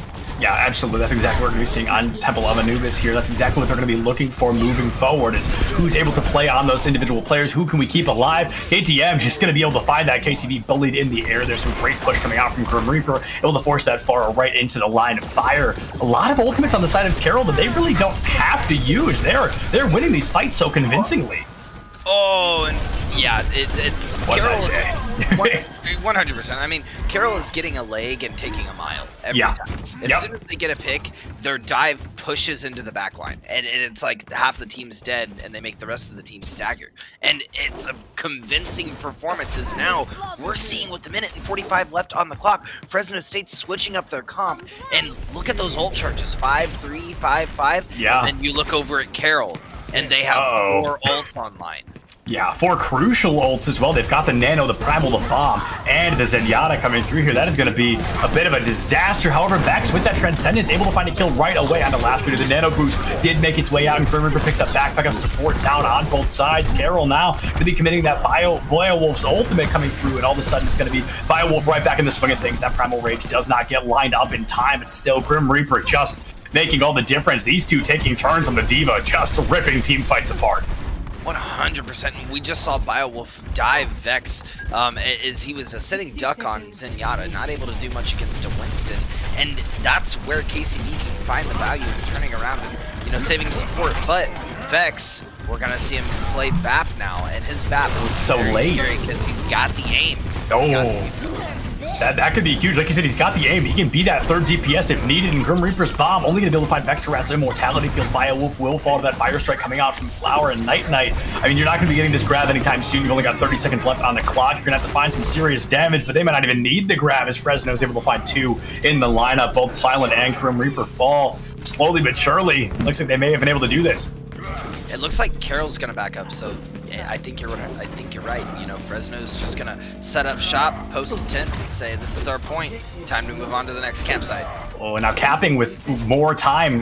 You're looking at the clock, 3 minutes, but Temple of Anubis, 2nd point. This is a tough one to cap. This is not an easy fight. You've got to be looking for that early elimination. You've got to be looking for ultimates to push in with, and they've got a couple. They just got to make them work. Silent is going to miss that pulse pump. Another ultimate down the drain on the side of Carroll. Biowolf taking a lot of damage early on, but just no follow-up coming out from Fresno quite yet. The shield getting ripped up, and oh my goodness, the triple Earth Shatter into the triple Death Blossom, making a quadruple. KCB with the Death Blossom opening up on point, finding 5 in total. Just like that, they may have capped with more time on the clock.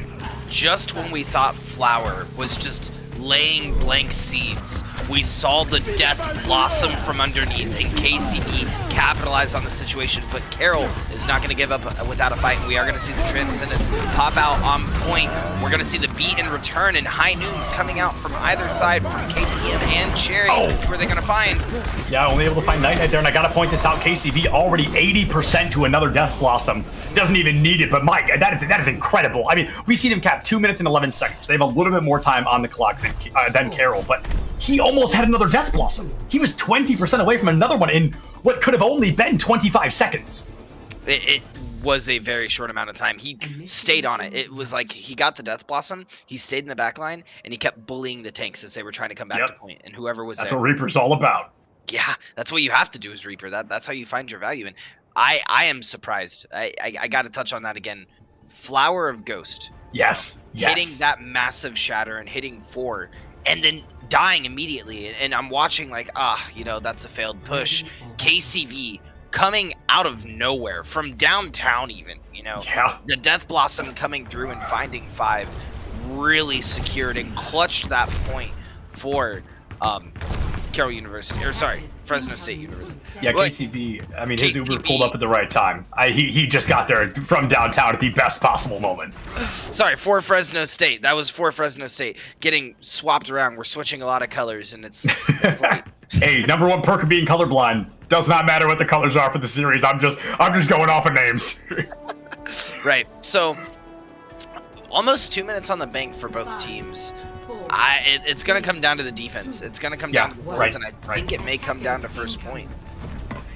This is interesting because 211 to 149 feels so crucial. Realistically, that's only 20 seconds, right? That's not even a push. That's not even a fight. That's maybe a little bit of stalling out one of your beginning fights. Now, Biowolf and Grim going for that dive comp that eventually worked, and this time it looks like it may be able to. Biowolf and Lashker, you are able to find 2 kills, but Biowolf almost dying in the process, just able to fall down with his life. They found 2 crucial kills to Ryan and the Lucio. You've got to be pushing in like you need this fight like you need your next breath, but KCP already able to find Biowolf, takes that Winston offline, and as long as that Reaper is alive, this fight may become impossible. Wow. Yeah, because he is slaying the tank line. We even saw Grim drop below 100 health with KCV on him, and that's given Fresno the time to regroup, get on top again, and post up. Yeah, I've got to say it. Things are looking grim for Grim. I mean, he just cannot get himself up over that wall. He's just constantly, every time he's up less than 100 health, has to drop right back down. And Biowolf doesn't exactly have that same blessing. He's jumping and falling to 100 health and sometimes even dying for it. Now trying to get in the line of sight of those supports, but diving that top support, that Baptiste on the high ground, Vexarath is not going to be able to get the magic done quite yet. Biowolf, will fall once again. KCV's taken offline, but it may already be too late.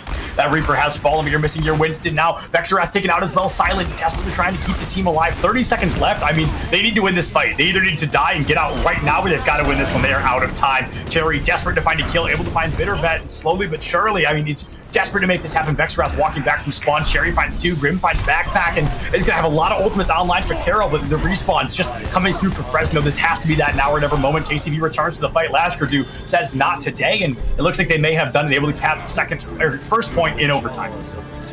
Yeah, and what a cap indeed from Carroll. Honestly, I saw KCV trying to get the high ground and drop in with the Death Blossom to really clutch it out. He wasn't really given the time of day, though, as Laskerdu threw the Discord on him, popped a headshot, and said that's all she wrote. Yeah, absolutely. And speaking of all she wrote, 4, nearly 5 ultimates to move into point 2 here. This is going to be a bit aggressive coming out, but you're looking down the barrel of 4 ultimates coming out on the side of Fresno. This is going to be kind of that 1-to-1 lineup, and now we have to see who's able to get a little bit more utilization with these ultimates. Grim Reaper in particular, this bomb has to be a big one. With Immortality Field online, you can only assume it will not be. Like we see that, that Transcendence coming out as well. Flower of Ghost will fall. Cherry is able to find Silence, the main tank, now missing on the side of Fresno, and Biowolf desperate to knock people off. Point KCB goes for a Death Blossom, not going to find much. A great eat from Grim Reaper. He will lose that mech thanks to Backpack coming up from above. 1 kill, 2 kills, slowly but surely. Fresno, they are able to find the eliminations when they matter most, and not even a single % online for this second point in Carroll's favor. And they had the Earth Shatter and the High Noon and the Grav on Bank. That's all she wrote. I mean, Fresno's ult economy, we were talking about it earlier. Fresno's ult economy is fantastic. And even when we saw them get that massive switch in the last round, when they switched off of all of their characters, they had all of their ults up for the second point, which really allowed them to push into that second point. So seeing them be able to hold that on defense, no surprise to me, is we're now looking them pushing on offense. I'm interested to see if they decide to go with that comp that they ran last time, that Sigma, what was it, Sigma Ball? Yeah. Maybe they get a pick off of that, maybe not, but KCV, if he keeps adding value, taking being the tank buster he is, and making Grim and Biowolf really not ignore him and focus him, this may be it for Fresno. I mean, we're seeing the picks come out from Silent, right? We're seeing the picks come out from KTM, but it's not to the degree that we're seeing Cherry pick the healers, right? Yep. Cherry is constantly on Laskardu, constantly on Bittervet. Laskardu's hardly gotten to play Anubis at all. It's been so brutal for Laskardu. I mean, every time he's out of spawn, literally every time he's out of spawn, he's alive for maybe 5, maybe 10 seconds of the fight. Gone. He's almost the first one gone every time. Yeah, and that's showing this level of Overwatch, right? Take the healers out and just brawl, fight it out. Yeah, and speaking of brawl, it's exactly what we're going to get here. Going to be moving in hyper-aggressive. 2 minutes and 11 seconds in Nuclear. I hate to say it, but they did not cap even a single tick of that second point. There is a draw in the books here. It is unfortunately likely moving into this, but only time will tell. They've got 2 minutes to make the magic happen. Silent with an early, rather confusing wall actually gives them the opportunity to move in up and around the high ground. They're going to be able to go up Fresno. They've got a great high ground advantage with a McCree. I mean, that's exactly what you want. Now it's going to be all about moving in. Biowolf able to find Vex. That is a crucial kill here. Cherry finds Laskardu again. Laskardu the first to fall on the side of Carroll, but it looks like it's not going to be enough quite yet. Able to find Silent. KTM gone as well. There's the Diva mech. It looks like this is going to be able to be cracked wide open here on the side of Fresno. Biowolf, however, trying to go down with a fight. He's able to find Night, able to find Backpack, possibly able to find KCB as well. This Reaper in critical condition, going to be caught out. Bittervet with the headshot. That's what he thought Fresno would take it. Biowolf saves the day. Carroll is definitely holding that, and we saw as Cherry was on the high ground. You know, he immediately took out Laskardu, and in fashion turned to Bittervet immediately. As we said, I don't know if you want to call that Caster's curse, Caster's prediction, but that's exactly what we saw. I like to call it a Caster blessing when it goes well. Blessing. You're welcome, right? We are the casters, we are the callers of this game, and you're welcome for that great idea. Even though there's a 3-minute delay and you're not watching the stream. But anyway, Flower of Ghost now able to find 1, able to find 2 with that Firestorm. Bittervet finds KCV, the Death Blossom. Probably the first unsuccessful Death Blossom we've seen so far from KCV. That was a mild to severe disaster, and now Flower of Ghost, so trying to keep this alive. Night as well, running out of that solo bubble, doesn't have that ally bubble online. They might be able to call this back a 4v2. Missing the support though, this is going to be tough. I think they're going to. No. Oh no, it was a great placement. Flower made sure it didn't hit the rest of the team. We're going to see the Earth Shatter come out, and we're going to hear the Diva bomb being popped. See the Wrecking Ball in the backline that is actually gotten nanoed. I don't know if that was intentional or not. We're going to hear the second Hyman come out of the fight. These ults. All the ults coming out. Are they going to be able to take it? That's gotta be. Yeah, that's gotta be it. They find this Zenyatta, they find the Diva, and guess what? They have 30 seconds. They have 1 attempt to do this. Guess what? They also have 0 ultimates. Oh, Lord. You're right. Well, I'm terrified. Have 0 ultimates for the time being. 99 has 10 to grab. He's just got to get a couple, and he's got 80 charge. This very well could be it.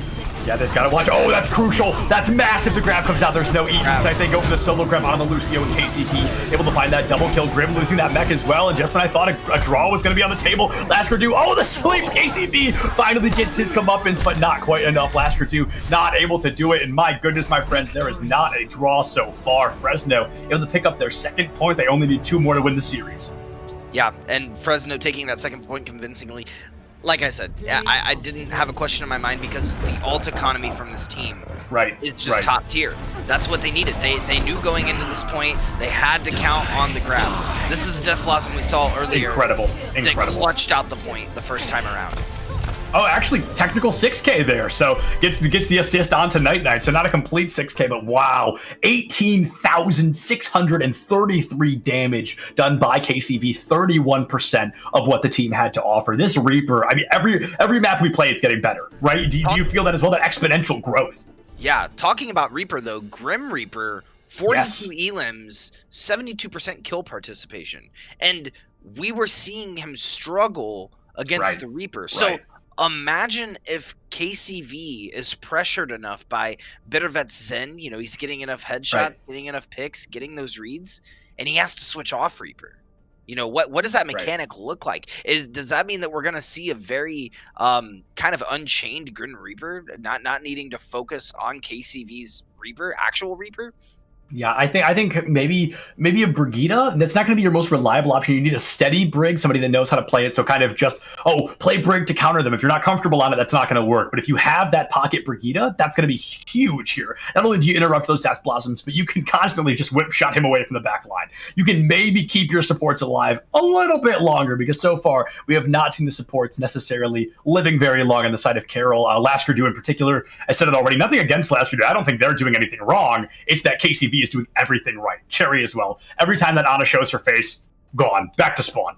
Right, and we did see a couple of weeks ago, we saw Carroll run a very interesting comp where it was Ryan, Zarya. I can't remember what the DPS ran, but both supports ran Lucio Brig. Yep. So maybe they try to pull that out and just full force brawl. That is I'd love to see it.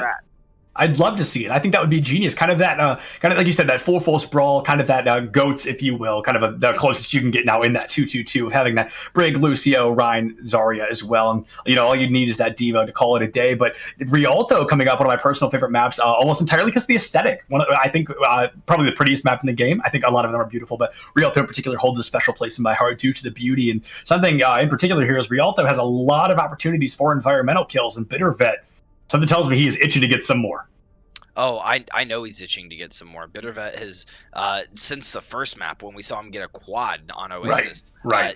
We know he's been waiting. He's been silently, the Tom and Jerry meme where he's rubbing his hands together. That's kind of how I imagine Bittervet sitting at his computer at 3:30 in the morning, waiting to take down Fresno's entire backline. We saw him do it once. We know he's capable. It is something we absolutely need to be keeping an eye on. It looks like Carroll is going to be choosing to start on the offense, so Bittervet may not get that opportunity as early as they want. And what I'm going to be looking for here is how quickly can these teams cap first point of Rialto, because this is a map either you make it to first or you make it to third. Very rarely is the cart stopped anywhere in the middle, and I want to see if they can cap that first point. How much further is Carroll going to be able to take it? And what's the defense looking like? Because I'm gonna say it again. I feel like we're not really seeing any defensive strats from either of these teams. I agree. Full offense. Everybody's offense is good. Yeah. And that's what they're running. That's what, go with it if that's what you're good with. But that's what we just keep seeing. We keep seeing an offense be matched with another offense instead of a more of a defensive comp. So as we're getting into game, looks like we're going to see Biowolf back on the Diva. We're going to see Silent back on the Widowmaker. I know if Infernosis is asleep, but he'd be elated. He'd be stoked. He's a Widowmaker main and absolutely loves it. And we are going to see KTM on the Bastion.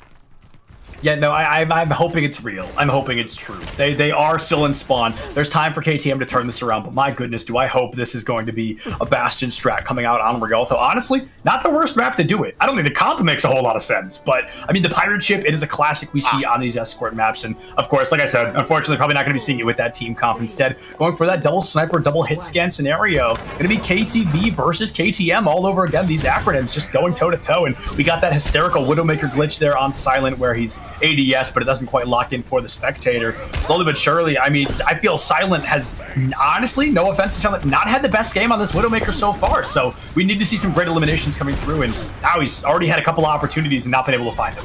Well, it's different than ranked play, right? When you're playing in ranked play, you're able to play around your tanks a lot better, and you're able to coordinate. And when someone says there's a Widow, they're just going to make sure that you're not getting value on the Widow. Of course. They're just going to play line of sight. They have to. Yeah, absolutely. And KTM, maybe going to have to pick up the slack a little bit there, able to hit these shots a little bit easier. That would have been bonkers, but KCV with the coach gun into the air, finding Silent with the headshot. That was a clippable moment from his point of view if I've ever seen one. KCV going to be able to do it again. Silent gets res and immediately sent back to the graveyard there, sent back to spawn. And so far, I mean, probably going to swap off the Widowmaker. That has to go to a montage. Oh no! Oh my! Again! The montage. Clip it, chat. Somebody clip it. I gotta say it. KCV is on fire right now. Only halfway to a bomb. Riddle me that. That is 3 headshot kills in a row, but somehow only halfway to this Robert coming through here. It's gonna be a lot of damage already. Grim Reaper almost taken offline. Fresno, they're playing great on the second corner defense. Is this the NECC or is this KCVT's TV? Because oh, heyo! I'm telling you, I'm thinking this is KCVTV. He's destroying it right now, getting KTM again. All of a sudden, good morning. He took his nap. He is ready to play at 3:36 a.m. here on the East Coast. KCV has unlocked his 6th chakra and he is ready to go. Sorry, oh man, all right, I broke nuclear. He'll be back in a second. He'll be right with us, but KCV, I mean, just on fire. Okay, all right, we're giving him all these compliments, then he sends Bob down a corridor, down a hallway to do nothing, really. Silent gonna pop that 6-man ult coming out here with those sights. KTM is gonna get that vengeance kill onto Vex, and finally, Carroll may have found their footing to survive a fight. Not sure they're able to win this one quite yet. Okay, yeah, true. I mean, he sent the Bob down the hallway because obviously he's got a smooth brain, right? He's hitting naturally. He's hitting all of the headshots. He's hitting all the flicks he needs. But when it comes to abilities, he doesn't know that. He only knows aim. He only knows aim and shoot. Left click, left click. No think, just aim. Absolutely. That is exactly where KCV is right now. And a grab coming up early, but I like it from BioWolf trying to engage in the fight early on. KCV able to find KTM again just all day long. The grab looks like it may not be able to find the value that Carroll was looking for, but it opened up a little bit of space. And now blocking the shatter from Grim Reaper. And Flower is going to be blocked as well. No ult coming out really to fruition. Yet another Bob. Now this one on the side of Carroll going to be coming out here for KTM. Unable to find anything quite yet. And Fresno, they're going to lose that shield. Desperate to keep this cart alive. They want to stall here on first. Like I said, you know, either that first point or that third point, and Night going to be hitting, what is it, a 4-man grab, able to clean up the kills afterwards. Silent finds Flower of Ghost, but it may already be too late, especially with KCB still alive. Oh, never mind! No KCB is not alive, but KTM is also not alive. KTM said, you know, I think I'm done. I think I'm just... Take a break. Reset. Take a reset. Jumping off. Yeah, and I think what we're actually seeing right now, Septilence, is it's not necessarily that Flower's not doing enough or Grimm's not doing enough, Tank Lines aren't doing enough. I think they're even. I think what we're seeing is just so close. It's coming down to what DPS are able to get the picks first. Yeah, absolutely. KCV now, yeah, okay, with another Bob. This one feels a lot faster than that first one, which is quite an interesting thing, as he was doing much better kind of at the beginning of this game. Still doing pretty decent now. Cherry with the high noon, able to find BioWolf, immediately going to be traded out for Silent onto KCV Gaming, since it's going to be some great value coming through on both sides. The off-tank traded for that main damage dealer so far. Silent picks up Backpack, the Widowmaker. I made a comment earlier, not the best Widowmaker gameplay so far from Silent, but now able to find some value trading their life for it. Dying for the cause. Grim Reaper picks up Flower of Ghost, and we just see Vexwrath commit this Amp Matrix, desperate to keep this point alive before this cart can cap first. The res, no way that actually comes through. Okay, gonna be booped away. KTM sending that Bob deep into the back line, trying to catch Fresno out of spawn. Is that Bob gonna be enough though? It is pretty far back there, and it's not getting on point, which is where they need it right now. Oh, Laskardu! Laskardu! Power, get there in time, and Laskardu is taking it out, taking heads. Wow. Yeah, Laskardu did it, but could not do enough there. Flower able to find 2 of their own. Will finally fall the Grim Reaper. Is that gonna be enough? It's gonna be all about this Zarya staying alive, and nearly a minute into overtime, Carroll gets to reset their clock and keep moving into Rialto. I need to wipe the sweat off my forehead right now because I thought that they were holding them there, and I thought your prediction was almost right, Septilence. I thought this was going to be a first point hold. You know, I definitely think it's, like I said, it's definitely possible, and now that they've made it through this first point, I kind of am going to be that firm believer of what I said at the beginning of Rialto. Now they take it all the way to third. Very rarely do we see a cart get stalled here in this streets phase of Rialto, and a lot of other maps, I will say the complete opposite, where usually carts do get stalled right about here, but Rialto in particular, if you can make it around this first corner after the bridge, then usually you're pretty good to go all the way to that second point. Yeah, there's just so many ways to engage someone. You have the main way, you can go around the right side, you can go top, you can go in the left hotel. There's just so many options to tackle it, and with the comps, Silent finding KCV immediately, but Cherry and Silent now going at it. Who's gonna get it? Ooh, Silent getting a body shot, almost a very close headshot from Cherry. Oh, Cherry's still gonna be taken out by Grim Reaper here, and I'm not even sure if I cracked the joke, but I'll say it again. Silent but deadly there in the back line, able to find that kill straight away out of the ash, get things lined up, and BioWolf only sitting around 60 charge, but that is not going to stop them from going as deep as possible into this back line, just desperate to find these supports. Vex almost had his head taken off, but will be able to survive into the fight. And BioWolf, where are you headed, bud? That is absolutely the wrong way. Going to be taken out early on. KCV able to find that Lucio with the help of his good friend Bob. Picks up Grim Reaper as well, and Fresno once again found their footing. 60 seconds left on the clock. With 60 seconds left as well, I feel like Fresno We've been praising them all night for their ultimate economy. I feel like they use too much there. A bit of an overcommit. I agree. They only have Cherry's ultimate coming back, while looking over at Carroll's side, they have Mines and they have Grav. And that Grav's going to be very deadly when Silent is posted up and shooting heads. Because they don't have a Ryan. There's nothing to defend. Nothing to lock it up, like you said. Sorry, they do have the Ryan, but if they pick the Ryan, it's over. Yeah, absolutely. If they can find one pick out of the Ryan, that's going to be a fight winner of the century. BioWolf now looking for a good opportunity to grab. I was going to say, might send it deep onto Cart and able to do just that. However, Bitter Vet has already fallen. Grim Reaper trying to save the day, able to find not one, but two kill. Jumps over the Shatter. Okay, a bit of a flex coming out from Grim Reaper. They're going to be taken offline right after, and Silent has to be able to find the Soldier KTM on the legs. Might be able to get a kill, but no, going to be Coach Gun. What a shot. Only a body shot, but still going to find that kill. Carroll in overtime once again. Going to be rolling this into second point. There's enough time to recontest Night with that grab as well. Going to be booped off Cart, only 3 meters away, but all of a sudden this is going to be some great value. Going to have to give it up. A minute 30 left on the clock once again. Bitter Vet really reaching for that boot, wanting to get no doubt off into the river, saying, get out of here, just enough. No, not enough. But Bitter Vet also now has the beat, and Laskardu has the field. So moving into this last point, we're going to see a lot of bumping from the supports on Carroll's side. Yeah, absolutely, and that's exactly what we need to see is kind of that bumping, that aggression coming through. A Bitter Vet getting a little bit too aggressive. Lucio should never run into the hammer range of a Reinhardt. Not the best call from Bitter Vet there. Flower of Ghost taken out as well. KCV finds KTM, and Night picks up Laskardu. Silent immediately getting that revenge kill onto Vexarath. So a 4v4 if I've ever seen one. BioWolf going to be the next to fall in Fresno. They may be able to turn the footing again. Every inch this gets closer to that third point, Fresno's spawn advantage just gets better. Yeah. Fresno is, that, like you said, that spawn advantage here, it's like we talked about earlier with King's Road. This is a very similar situation where the spawn is right in front of where they need the payload. So Carroll is looking for a wipe here, nothing short of a wipe. And right. They're 93 to grab, and they almost have Mines again, and that Mines grab combo worked well for him last time. But we are going to see a grab come out from Night and a response beat come out from Bitter Vet. We're hearing the McCree ult come out now. Cherry's going to find KTM, looking to push on point.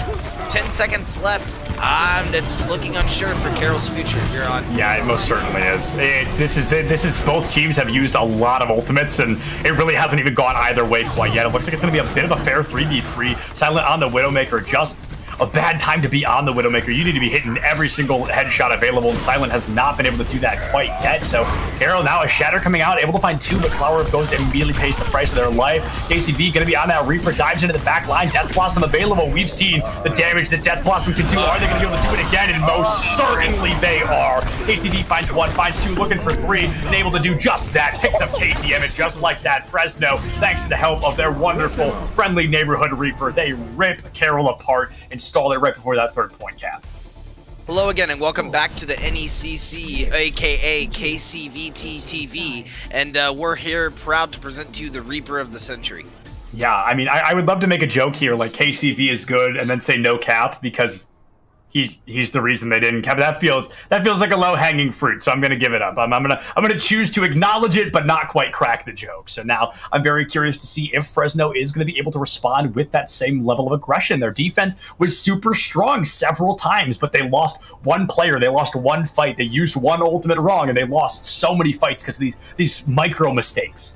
And they got it so far. It was just at the knocking of the door on that third point. So now that we're swapping around, is it going to be reciprocated, or are they going to hold them at the first point?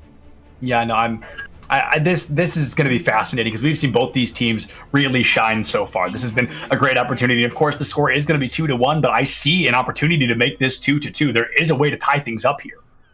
I think that's where we're leaning towards. It's definitely feeling like it, right?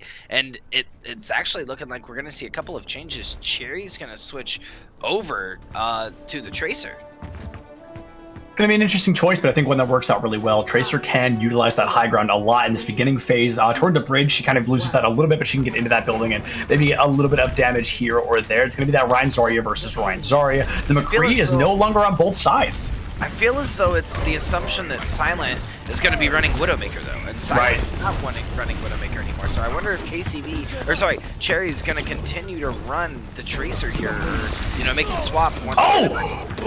Maybe not. Maybe he's Whoa, just gonna... that was so lucky. That was not that I think Cherry plays off of luck, but that clip, so many of those bullets hitting his head, and I am not completely sure why, but they got the job done, and now KCV in the back line going to be going for that Reaper 1v1, able to farm a lot of ult off of KTM, who does not get to say the same, and oh, he's bloodthirsty, he wants it. That's going to be the immortality field from Laskardu, completely to waste as the Reaper teleports out. I wouldn't know if it was. I wouldn't say it was completely a waste because they were able to get the Reaper out. Now, if the Reaper died, okay. Well, if the Reaper just died because KCV died at the backline, what he does best, and now he's pushing the entirety of Carroll off as Fresno's just kind of moving through to this first point. We've got to talk about it. We've got to talk about the fact that it took Carroll over 4 minutes to cap first point, and it took Fresno not even a minute. They just rolled through that first point. Yeah, this train has left the station, and it has not even come close to stopping quite yet. And Cherry on the Tracer may very well be a large reason for that. Not only that kill onto Silent right away, but just that nuisance in the back line so far, constantly forcing Carroll to turn their backs to the enemy. Yeah, we constantly see the stagger coming out with Cherry and KCV now focusing on the backline. They've kind of realized, and I feel like Fresno's identified that those are the strong players tonight, so they're allowing them to absolutely flex it. Yeah, Cherry's got the pulse bomb, but the question is how deep do you go to committed? Because if it doesn't stick, if you die for it, of course, none of it's going to be worth it. But Cherry now getting that high ground advantage. Flower of Ghost going to be able to get a little bit aggressive. A backpack instead. Going to be the first to fall to Shatter. Able to find 2, but 0 follow-up off of it. And Cherry with the double. Help to KCV Gaming. Able to find a triple. Firewolf finds KCV, but it may already be too late. Your main tank is gone. Your main support is gone. And the grab coming out from Firewolf. The high noon's got to be a big one. And it is the exact opposite. Able to secure 0 eliminations in the lineup. Now, Carroll, they've got the spawn advantage, but they no longer have the ultimate advantage. Yeah, that came down to Flower holding up shield and running shield, and unfortunately it doesn't look like that's going to even make a difference. Is Carroll really pushed Fresno off of the point and said, nope, you got 1 meter, 1.3 meters left, you're not getting it the rest of the way.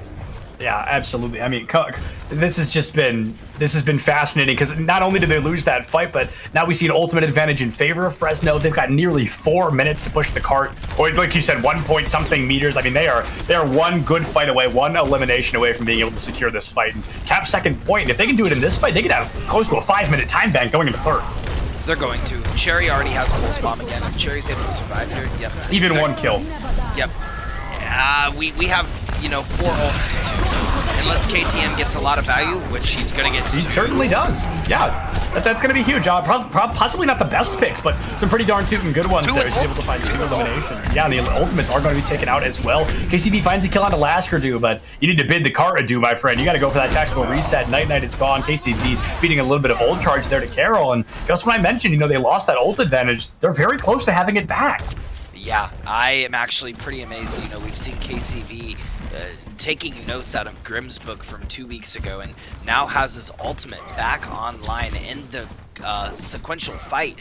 Right. Looking at it now too, Cherry also has Tracer Bomb back online. Vexwrath and Backpack have both held their ultimates though, which is very interesting. I would have liked to have seen an ultimate come out on the last point when they were really looking to push that in.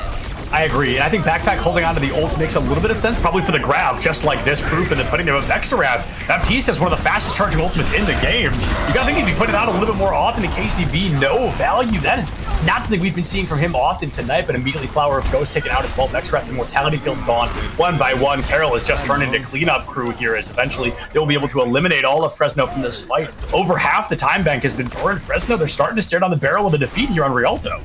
100%. Silent sat back and baited out the ultimate from KCV. I feel like whoever was shot calling the ultimates in that fight did an amazing job of recognizing that KCV was gonna have Death Blossom.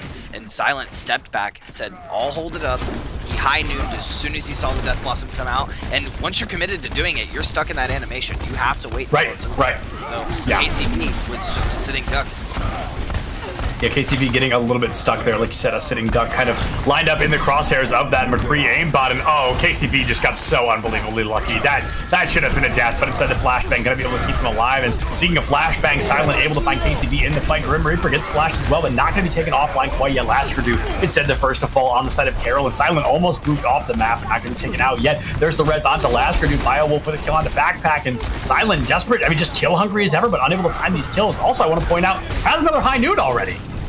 Yeah, another high noon in the next fight. I feel like I'm seeing a lot of split target calling though. Yeah, I agree. While they were able to clean up there, Carroll was focusing 3 or 4 different targets. If they weren't able to get the picks in the beginning stages of that fight, Fresno had a very strong chance of coming back, and they still do. As we're looking, Flower now has Earth Shatter, and Nine is 85% to grab. And if it's anything like we've seen all night, Nine's gonna have that grab in no time. But then we switch scenes. We look over at Carroll. They have 4 ultimates online, and nearly 6. Nearly 6. Last Renew's almost there. Yeah, this Am Matrix did make a huge difference if one of these other ultimates does not commit. Grab Am Matrix, a very common combo, but instead, the Shatter comes out from Grim, and instead, just like that, Carroll, they commit maybe a couple too many ultimates, but they know they've only got 20 seconds left to make the magic happen. Last Renew, in particular, able to find 3 kills in the mix-up. KTM gets rest back up, 10 seconds. This is going to turn into a panic push. And as we're seeing Flower switch over to the hamster, we know that it's going to be a panic push. We are also seeing back over to Lucio. He didn't even touch. Didn't even get to touch. Just got flashed, got obliterated. And Carroll, they win their second map. I hope y'all like map 5 and 6 because we just got both of those guaranteed. Wow. While we saw KCB really dominating this game, in the end, it turned out to just not be enough. This Death Blossom was just beautiful in the backline. Chef's kiss. Yeah, this was phenomenal. I talk about a lot this, if you guys watch NECC normally, you probably hear me say this a lot during kind of my Valorant casting, but one player can only do so much for a team, and I feel that's how KCV is right now. He is playing out of his darn tootin' mind, but unfortunately, it is just, not that the rest of his team is doing poorly, but there's just not the same follow-up, and you addressed that a little bit already, is there's just not, what did you call it? The split focus. They're not focusing targets. It is all of a sudden these, 3 people fight this person, 3 people fight this person, when it should always be 6-on-1. You want to go kill after kill after kill. And unfortunately, Fresno's just not been able to fall back into that pattern. And maybe that's the late night comms kicking in. Maybe that's the lack of the late night comms. They're just like going for the targets. They're saying there's a head. I'm hitting it. Right. I'm laser focused. That's what we're doing. But when we're at this stage of the evening, or I keep saying evening, it's morning. We're coming out. The sun's going to start rising for me soon. I need to go make some coffee. That's what I need to do. But as we're in this early stage of the morning, this is a whole nother level of endurance that we're seeing from these teams. I've played LAN events and taken my teams to LAN events that have lasted, 8-9 hours, playing straight. Absolutely. And they're not playing that long, don't get me wrong. We started this set just, maybe an hour ago, but they are still playing in the early stages of the morning, and this is not a typically a time where they're playing with their team. They're probably maybe playing ranked or hanging out, but coordinated play and being able to shot call properly and target switch is another level than ranked play, right? Right. So it's going to be rough calling this series because it's just so back and forth. Yeah, and something that I kind of just considered kind of listening to you talk there is assuming that a lot of these students are kind of your average student. They may have had 8 or 10 a.m. classes. I guess yesterday now, but at the point they have been awake for 16, 18 hours. This could have been, I know that I don't have morning class. I woke up at 2 p.m. today, but that's our little secret nuclear. And I know that some of these players, if they're maybe a little bit more responsible with their sleep schedules, they've been up since, like I said, 8 or 10 a.m. They are burning the candle at both ends here, and maybe that's starting to show in their gameplay. I know that if I was playing right now at 4 o'clock in the morning, I would not be doing well. No, and I hear that. It's also they have to rely on each other. Absolutely, as teammates, absolutely, right? And it comes down to that trust in the end, the endurance and the trust. But let's just take a deep breath, look back at the series that we've had. Right, map 1, we went to Oasis, and to go through it again, best of 7, right? Control, hybrid, assault, escort, repeat. So we saw Oasis first map. Carroll won that 2-0. Then we went to Kings Row. Fresno won that 4-3. Then we went to Temple of Anubis, and Fresno also barely clutched that out in the end. Very last point, they had to rush to point to even make it. And then map 4, we saw Carroll win that one. So we're currently 2-2 in this series. Yeah, 2-2 in the series. And reminder, folks, this is a technical first to 4. So we are minimum 2 maps away from being done with this. Maximum, I'm not gonna do math, but speaking of, getting things out of the way, we are gonna be thrown into a super quick break. Use this time, run to the restroom, refill your water bottles, and we'll see you guys back here. This series could be far from over. Don't go far.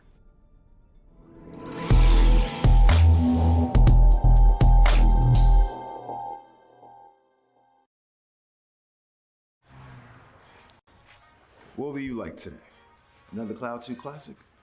I'll stick with the usual. Maybe take a little bit off the sides.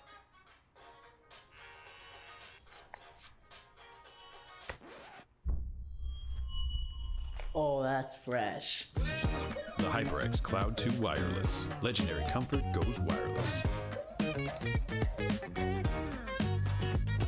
Hey, watch your head.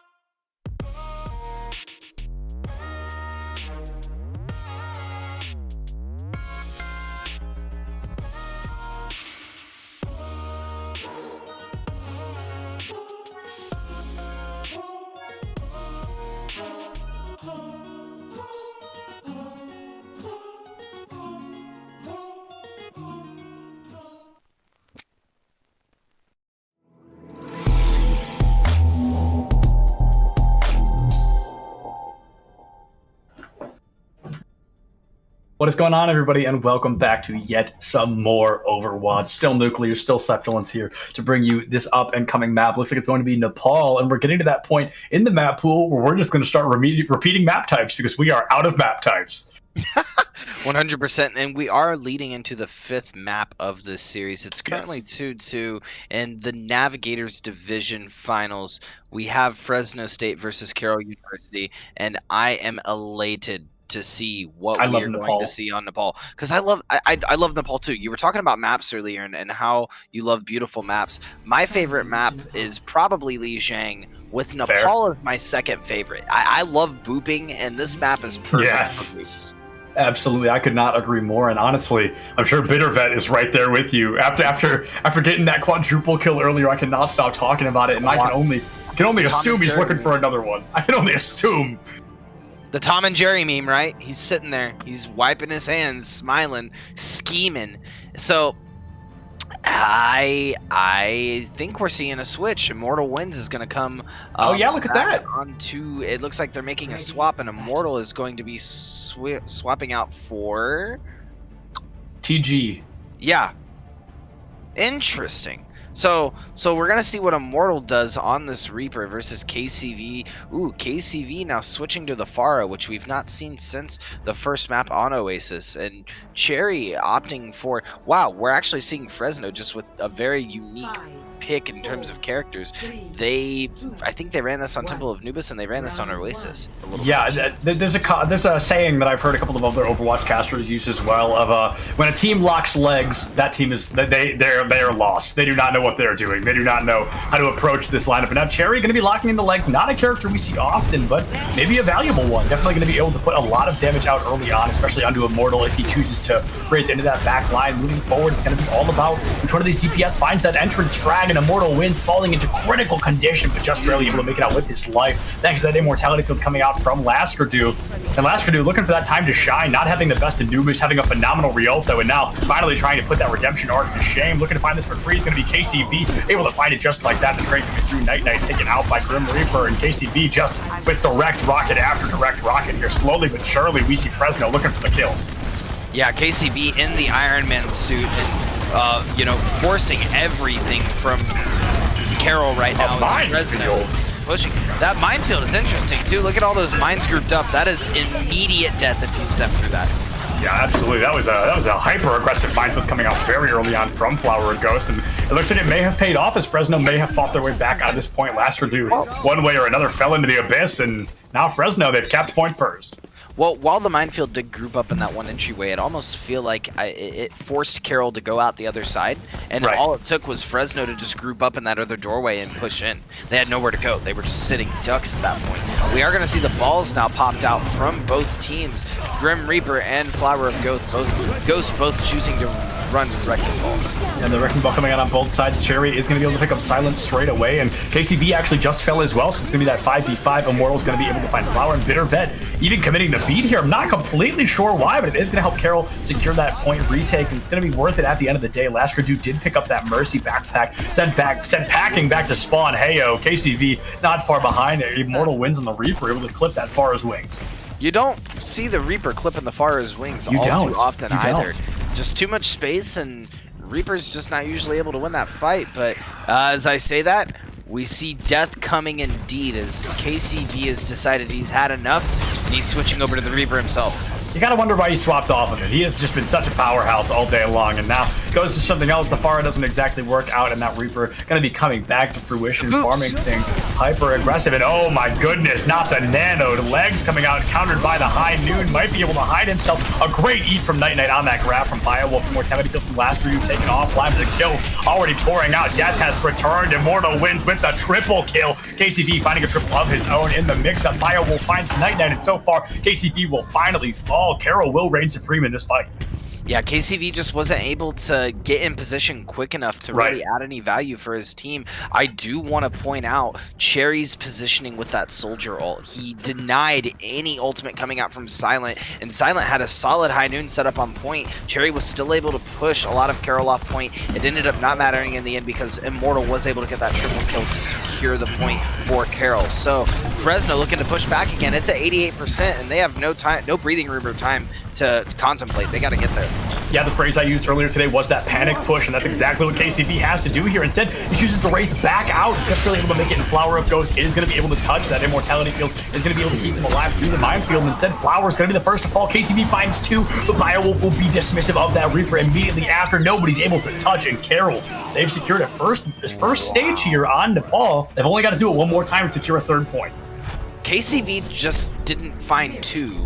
he found both supports. And had that fight been drawn out, that would have been a Fresno fight.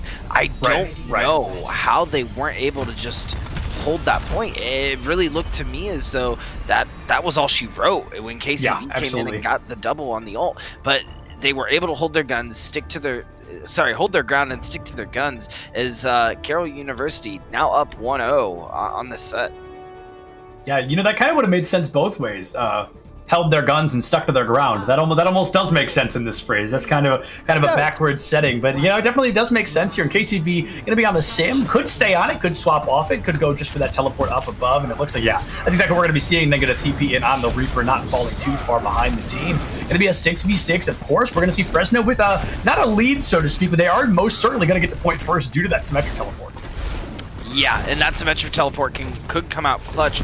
We're not going to see it though. Cherry, we are going to see on May, and that sounds scary because we know that he has the aim, we know that he has the positioning.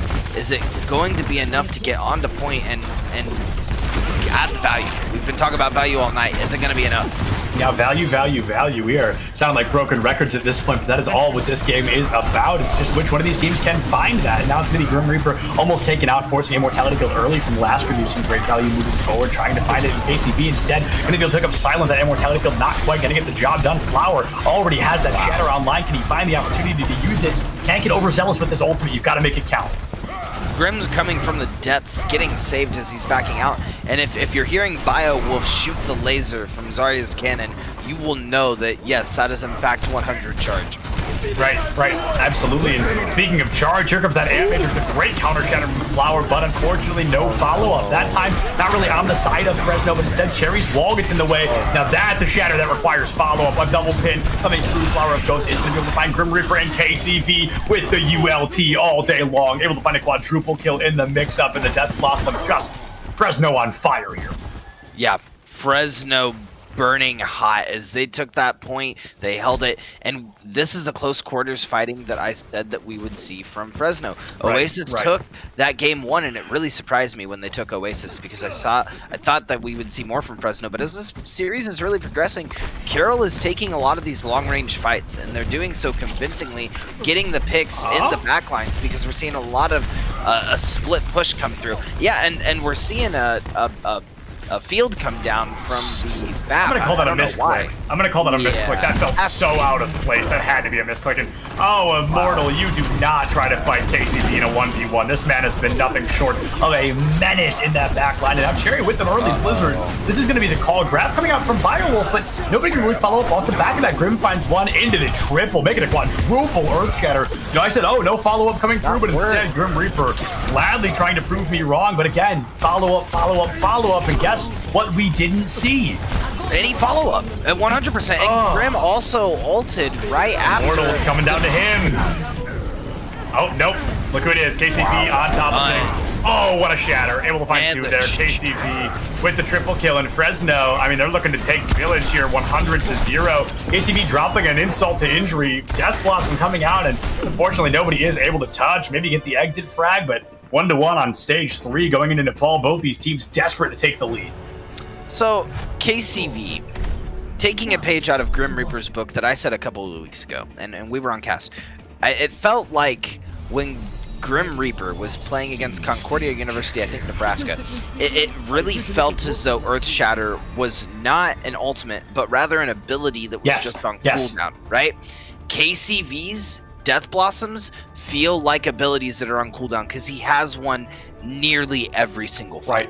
Right. No, I could not agree more. I mean, he has been, like I said, nothing short of a menace on this Reaper. And Reaper not really in the meta, so to speak. Not a hero we see super often right now at those higher ranks. So to see KCV just putting in the work on this Reaper so far has been incredible. And again, he's going to go for that Sim TP strat back onto the Reaper. But honestly, I would have liked to see Symmetra here. I think she's a lot of fun. But anywho, going to be locked into that Reaper. May on both sides. Ryan Zarya on... Okay, actually an exact mirror matchup. We're seeing McCree versus Reaper. Other than that, we are looking at a clean mirror.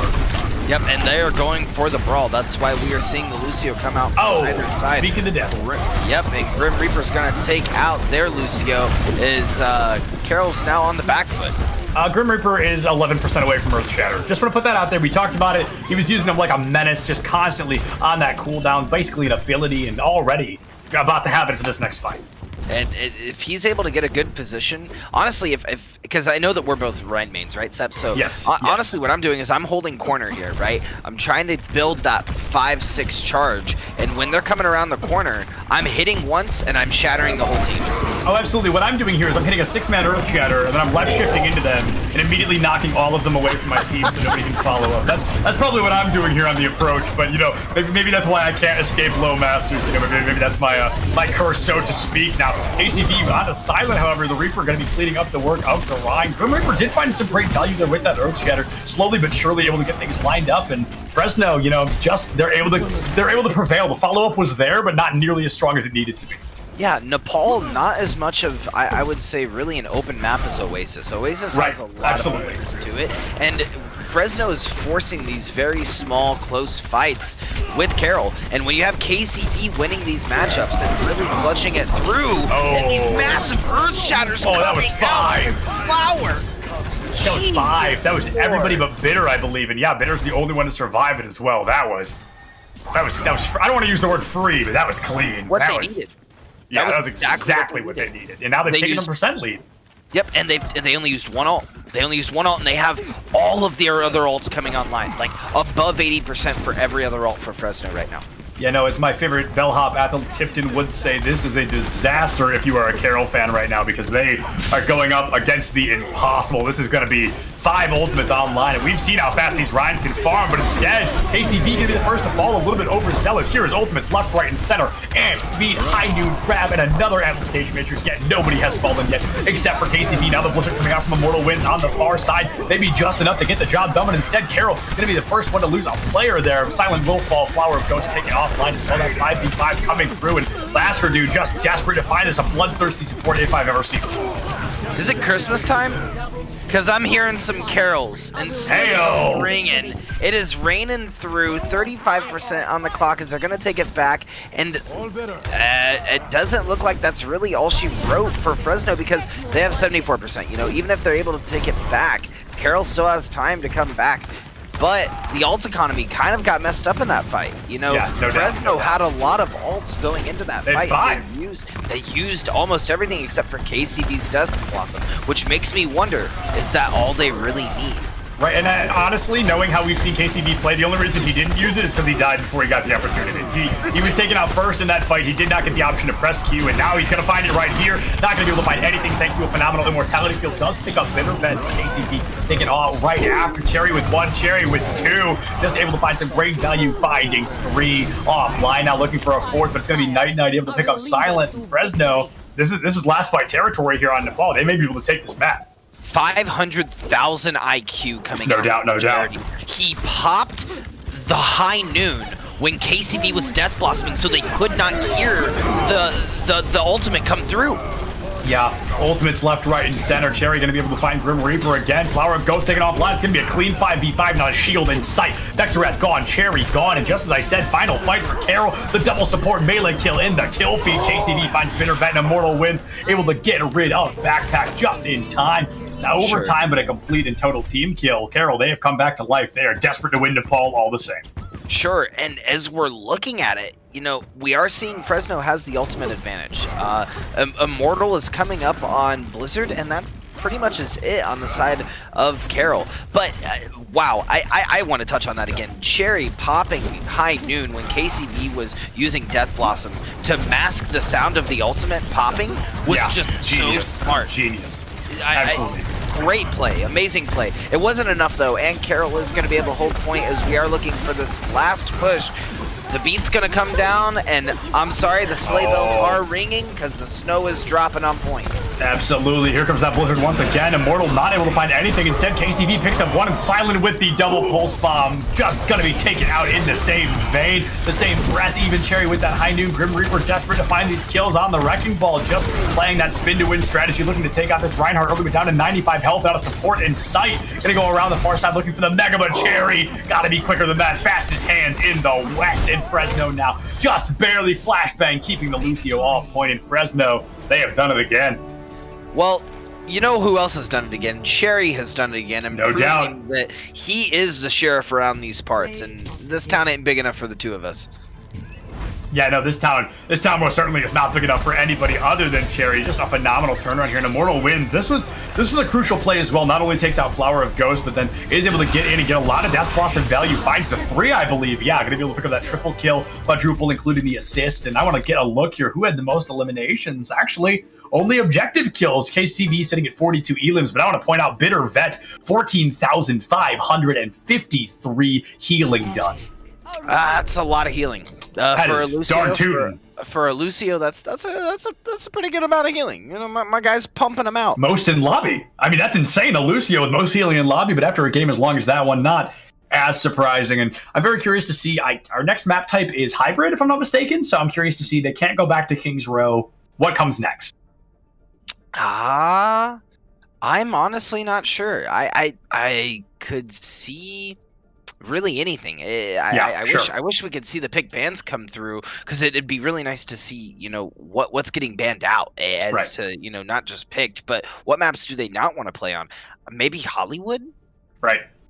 Yeah, no, I think Hollywood is probably an expectation here. I know that hybrid maps, if King's Row is not chosen, Hollywood almost always is. I feel like everybody kind of hates Noombani. I don't know if that's true. Chat might flame me for that. I know I hate Noombani, but that's more of a personal opinion. I know that we don't see it very often, you know, in the casting booth. It's not something I'm familiar with. But Nuclear, I kind of, you know, this is a great time between games to do what I would consider my favorite thing on broadcast. Talk about myself. Everybody, I'm only 8 followers away from 600 followers on Twitter. So if you guys want to go follow me on Twitter at Septilence, it's just my name. So if you guys want to go do that, that'd be super cool. You know what else is really funny, Septilence? What's that? I also like talking about myself. No way! And you know what's even crazier? What's that? Have been currently staggering between 5 and 4 followers away from 900 followers for about a month now. So guys, come on, do the man a favor. Snip me over the edge. You can follow me on Twitter at Chase Newcomb, or check me out on my website at chasenewcomb.com.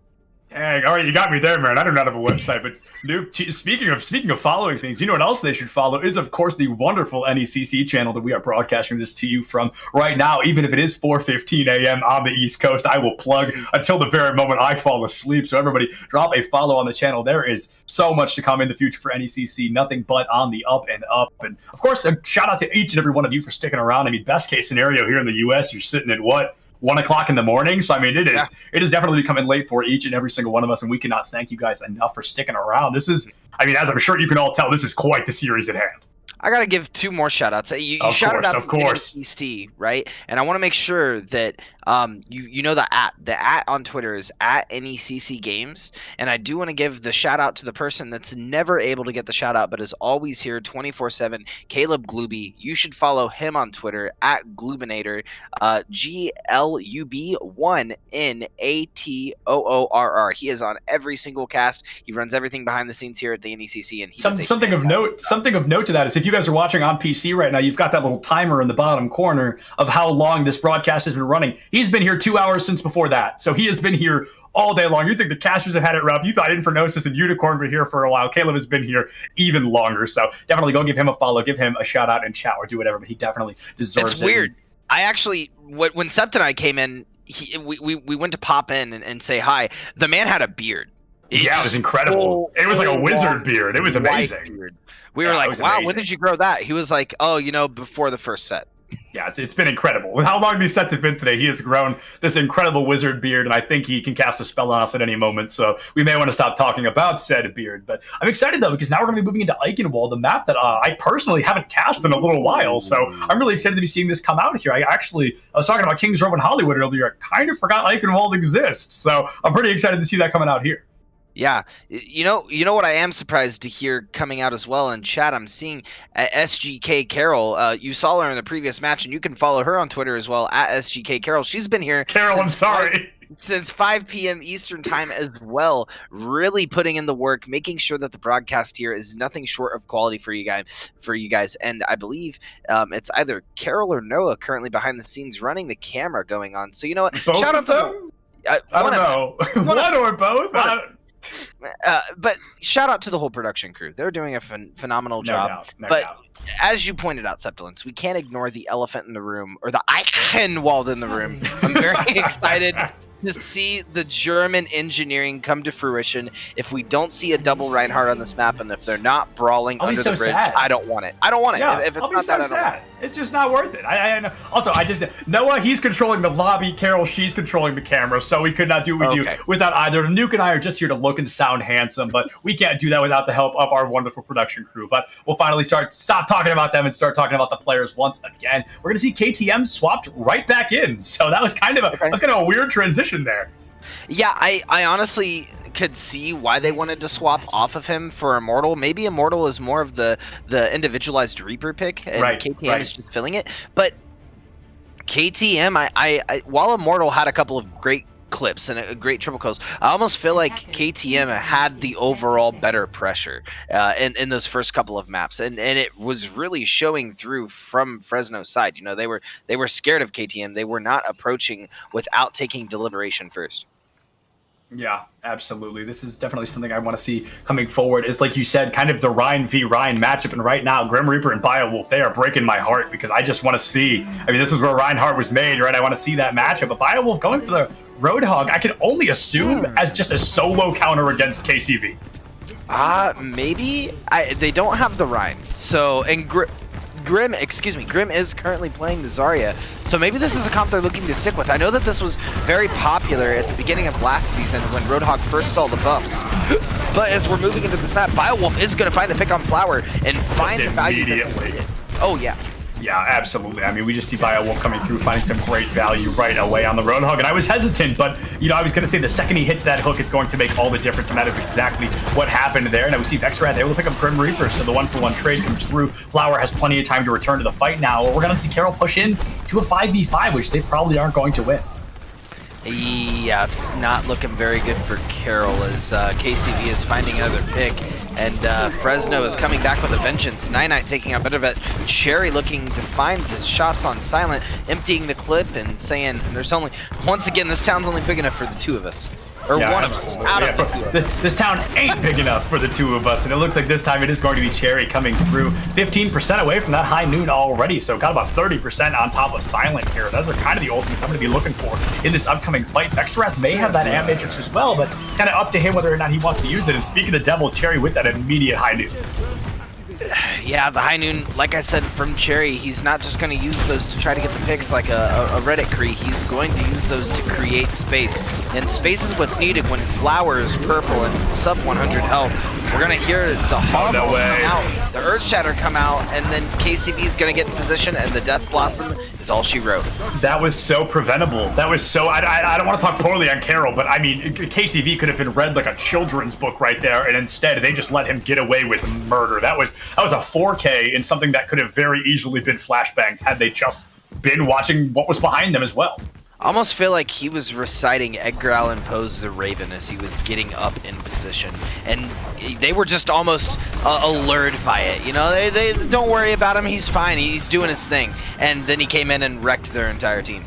Yeah, just like that. I mean, KCV, if that is the team to win, if Fresno takes that victory here away today, then my MVP, undoubtedly. And Grim Reaper committing a unique grab there. Oh, excuse me, that was Night Knight's grab. So Night Knight committing a unique grab there, but definitely something that was not my favorite option, but it looks like they may still have been able to turn the fight around. Grim Reaper getting a couple of kills in the mix-up, and Flower of Ghost able to find a double in the back line. So the grab, it was weird, but I think it does pay off. It split the team enough, right? Yeah, they got a couple of grab and the other couple, and this is where those, you know, 3:30, 4:30 a.m. comms are coming through.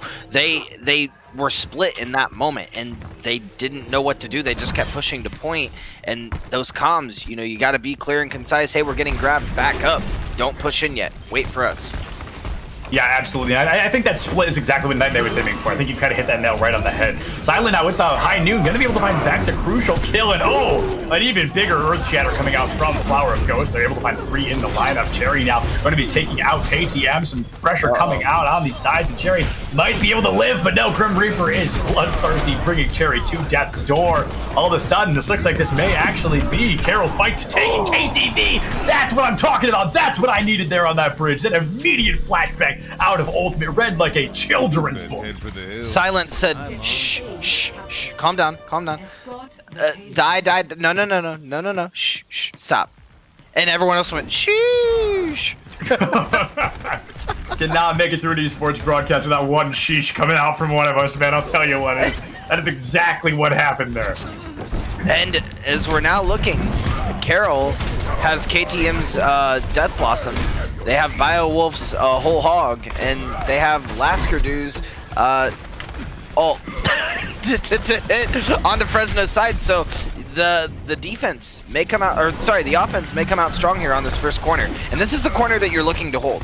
Absolutely. This is definitely a corner you want to look to hold here and try to find some, maybe not early value, but consistent value coming through. We want to see KTM with the Death Blossom of his own. He's going to jump from the top rope here. Oh, the flashbang, we saw it, but it didn't connect. It was just inches away. And Carroll now looks like they are going to be able to get things lined up. And oh, Cherry going to be hooked out of the high noon, but a great anti-nade from Vex going to be able to keep him alive.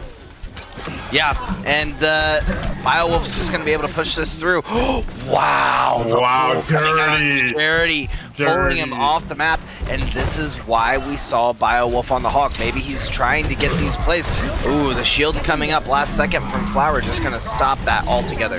Absolutely. Wow, nobody can get an ultimate out recently. That is like the third ult in a row we've immediately seen interrupted. Gonna see BioWolf get slept out of that whole hog, and Silent finally able to get a kill here with an ultimate. 4th time's the charm. Vexarath gonna be taken out again. I mean, Vexarath starting to look a lot like Laskerdu on Anubis here, just not getting to play the game. Ooh, and the Earthshatter's coming out to prevent anything from happening at the grab, and it's not going to matter. I really feel like that Earthshatter, while it was thoughtful from Flower, was just completely wasted. The ideology was there, but the execution simply was not. I think we saw the plan kind of playing out in action, but there was no fruition coming out toward the end. And Laskerdu with a Bionade kill onto Flower. That's just kind of insulting at this point. You have already got some things figured out here on the offense, but staggering that Reinhardt's most certainly going to help this first fight. And that's not feeling good from Flower, because Flower just died in that grab after Earth Shattering. So that was his first time back. He came back and died immediately. You know, if you look at the ults on Fresno's side, he's struggling in that department. So they are going to look to bolster their front line moving forward, or they're going to suffer on this push. No doubt about that. And KCB going for a Death Blossom, not going to be able to find much. And oh, BioWolf makes the mistake of trusting a Transcendence with a High Noon. Those instant kill abilities do not care about Transcendence, and that High Noon is most certainly one of them. Now it's going to be that 5v5. BioWolf taken offline. Cherry almost taken out by Laskerdu, but going to be able to just barely survive the brink of death. Bitterbat picks up Backpack. One support finds another, and Night Knight looking for a good opportunity to pop this grab. Instead, going to look right into the ground and just kind of accept death. I think they're looking to reset. One final hold. One final hold, but if they even have the time. I feel like Night Knight had enough time to really grab there. I agree. And I set agree. up a Several times. Grab. Yeah. Well, we're gonna hear it come out finally, though. Coming from downtown, gonna grab on point. It is massive, and KTM setting up for the Death Blossom, 98%. Yeah, KTM's actually about to turn this around, I think. Back cap, maybe even a back cap. They have no idea he's back there. That's it. They have no idea he's back there. This they could told be. him to wait. Oh no, he's gonna play it slow. He's gonna play it patient. And KTM, I want this so bad. I'll be honest. I'm not rooting for either team here, but I want this back cap so darn tootin' bad. Nothing more insulting. I would do it now. Why is he waiting? You know, he's making a huge mistake here. Maybe he's waiting for the re-engage. Maybe he's still looking to Death Blossom. Here he comes creeping forward. He can't decide if he wants to go for it. Every second he waits is going to be a second of nothing short of pain. And now, oh, he gets trapped. He gets trapped by Cherry's trap. And now they know somebody's back there. Why is he raising? Why is he raising? So many mistakes. KTM, you've thrown it. You've thrown it away. My friend, all that effort and for naught. This is why we can't have nice things. Wow, that was just a massive stagger. That was just a 40-second stagger. This is why we can't have nice things, KTM. I'm sad. My disappointment is immeasurable and my day is ruined. I am unbelievably upset that did not work out well. And now, Fresno, this is the prime opportunity to play that defense once again. Grim Reaper already going to be able to find KCB, and okay, not even a fight, just a free defensive hold. That was the weirdest conversion on the last point of Eichenwald I've ever seen. Like that was a weird one. All of that back and forth play was just so awkward. It felt awkward. It looked awkward. The picks were just through ultimates. I don't know. I feel as though Carroll could have had that push. They were on the cusp. KTM really just had to touch. They were only 1 meter away. Diana's not going to have time to turn around and stop. You just have to crawl touch point and just Prade's going to touch. And I get why he was waiting, right? He had death Right, blossom. of course. But even if they turn around to fight you, you push to the front of cart, you death blossom long enough so it just pushes in. Exactly. It's going to be 2 seconds. It's not going to be long at all. Yeah, no, exactly. I think what we needed to see there is maybe just get on cart, get the Ana's attention, Wraith the Sleep Dart, and then Death Blossom. And that's a 3 very early cap. I mean, that's exactly what we needed to see coming out there. But instead, just no dice, unfortunately. Yeah. And now we're going to see Carroll on defense, right? Is that right? Yeah, we're seeing Carroll on defense, and we're seeing Fresno pushing. So... I don't know. We've been saying it all night, but I really feel as though Fresno has the stronger offense of these two teams. Carroll, though, up in the set 3-2 and really proving that they're a formidable force. I don't know what more Fresno can do to break the chinks in the armor. Yeah, no, I believe Fresno is up 3-2. I believe you may have that backwards. I think Fresno is currently up 3-2. But I do agree with the initial point that they have a stronger offense. I think that is definitely a great observation. I think KCV is almost single-handedly the reason for that. If that is the case, it is definitely wrong on the street. Yeah, no, I believe it is. I have people DM me that it's wrong, but hopefully we're going to get that fixed and figured out here in just a couple of minutes. But either way, I mean, Fresno, they are desperate to find Eichenwald. If they find Eichenwald, we get to go to bed. And it is just reaching 4:30 in the morning here on the East Coast. I'm sure there are at least some people in chat ready to do just that. Biowolf with that first elimination coming through for Cherry. Silent Falls, last dude gone as well, and Flower of Ghost able to find 2 kills, a third of the team gone. KCB looking for another one. Going to fall very low, but Grim Reaper going to fall at death's door. And Fresno, they have just... It is not even one fight. They have ripped this attempt apart. And I think we've gotten to the point of the evening where KCD and Backpack kind of have put their arms around each other and said, you know what, bro? Let's just push this together. I'm over it. I'm done. Follow me. We're winning this. Yeah, I believe that is the attempt here. That speed boosted Reaper is a terrifying thing to consider. He's a very fast lad with that speed boost rocking around. And Silent back on the Widowmaker. I've said it before. I'll say it again.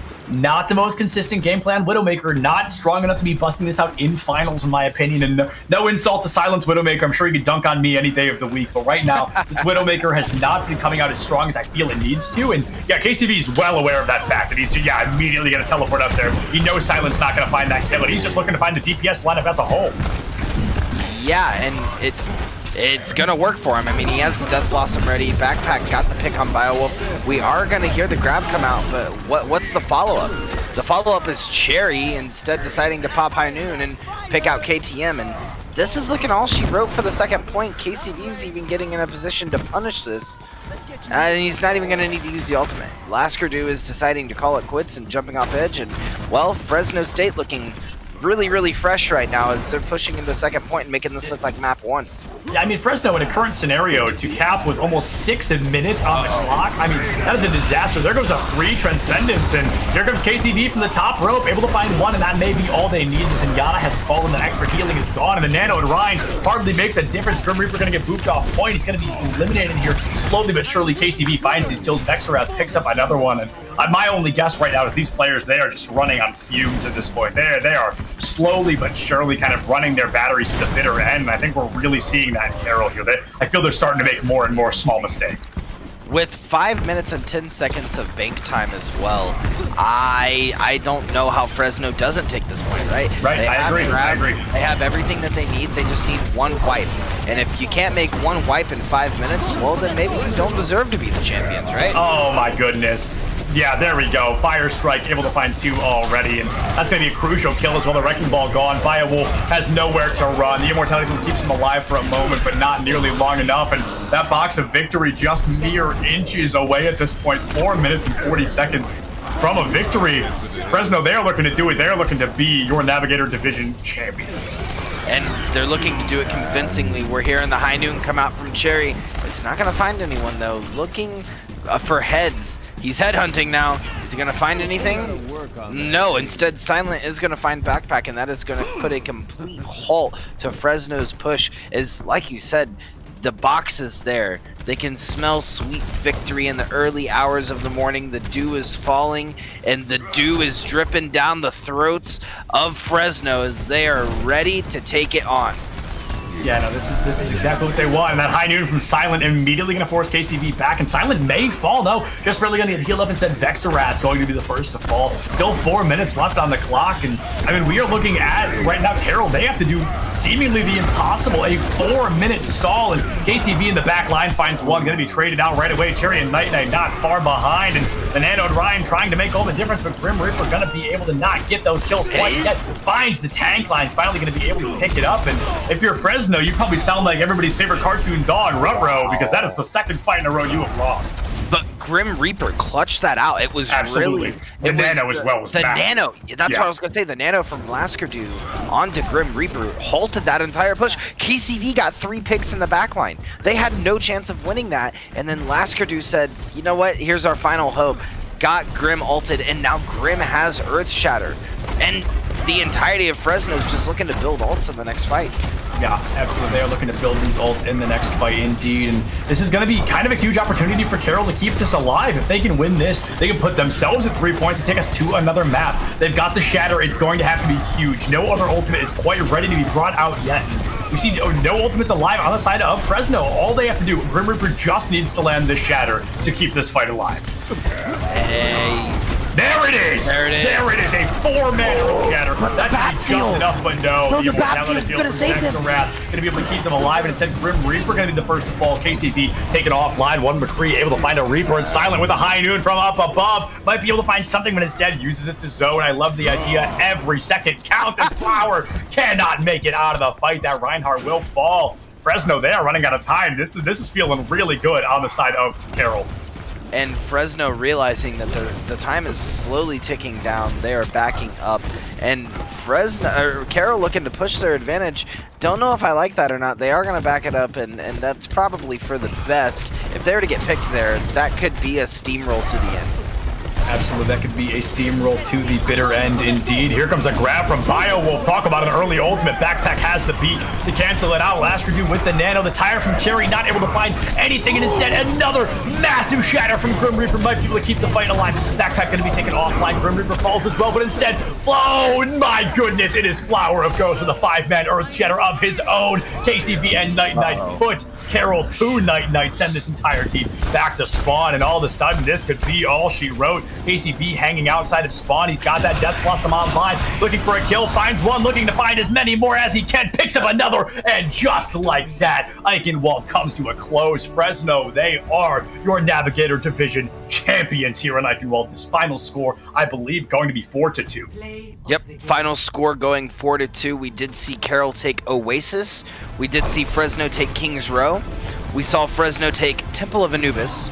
We saw Carroll take Rialto, and then we saw Carroll take Nepal and finished it out with Eichenwald. And what a performance from both of these teams. All players all around should be nothing short of proud of the performance that they put in this evening. And morning. Absolutely. I mean, yeah, and then coming up at 4:30 in the morning here on the East Coast, of course, I've said a couple of times, I want to point out KCV again, hanging out with the card, 45 eliminations, 66% of what the team had to offer here on Eichenwald. That is just an absolutely phenomenal turnaround there every single time. And, before I don't know if we're throwing it to the desk or if we're just calling it a night, but before we do either of those things, just a massive thank you to both of these teams for coming out. I know it is final weeks. I'm a student as well. I know the pain you guys are probably feeling, but Fresno, Carroll, they show up. Everybody watching as well. I know you guys have just been hanging out until the bitter end. And Fresno, they were finally able to take it here on Eichenwald. So no map 7, but this has been an incredible night. So thank you everybody so much for sticking around. And I'm more than happy to take it to map 6. It Absolutely. was a close series. Absolutely. It was a very close series. It was on the cusp. It could have gone either way for the longest time. At the beginning of the series, I really thought Carroll was going to be able to bring it back, but it looks like they just fell short. They got gassed out, and that's perfectly fine. Learn from the mistakes. This is going to be great VOD material for both of these teams. But as Subtilance and I are kind of finishing this out, we are going to throw it back over to our desk for the evening. Yeah, we're going to be waiting in just a minute. We're going to be waiting for JVR to be joining us at the desk. And of course, this is going to be a good opportunity. We will plug ourselves just one more time. Everybody go ahead and follow us on Twitter. This one won't be as complicated as JVR is going to be hopping into that chat. But folks, thank you so much to all of our great production teams sticking around from 5 p.m. to 5 a.m., nearly 12 hours on the clock. Thank you, everybody, so much for watching. Check your posture, drink some water. Don't forget to love each other. We'll see you later.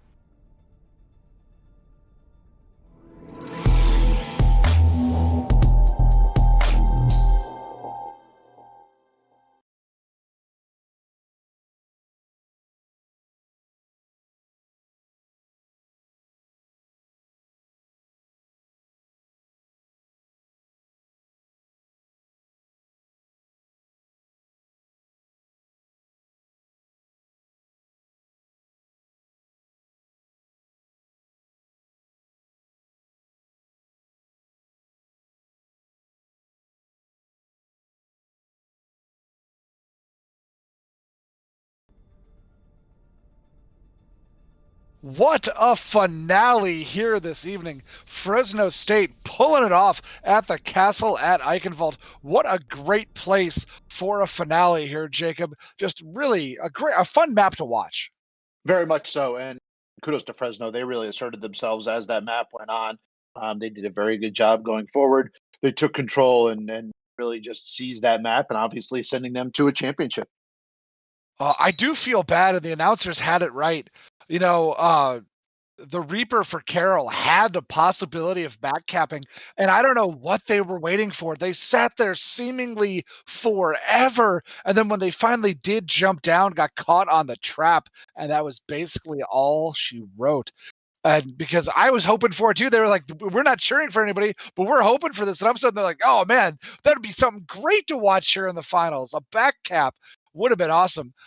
Didn't happen, but Fresno just played so well tonight, and they definitely deserve the win. I agree. I thought Carroll came out great. We talked about that after the second map when we spoke, Jim.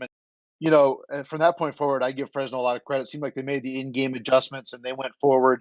They really took control as the night went on.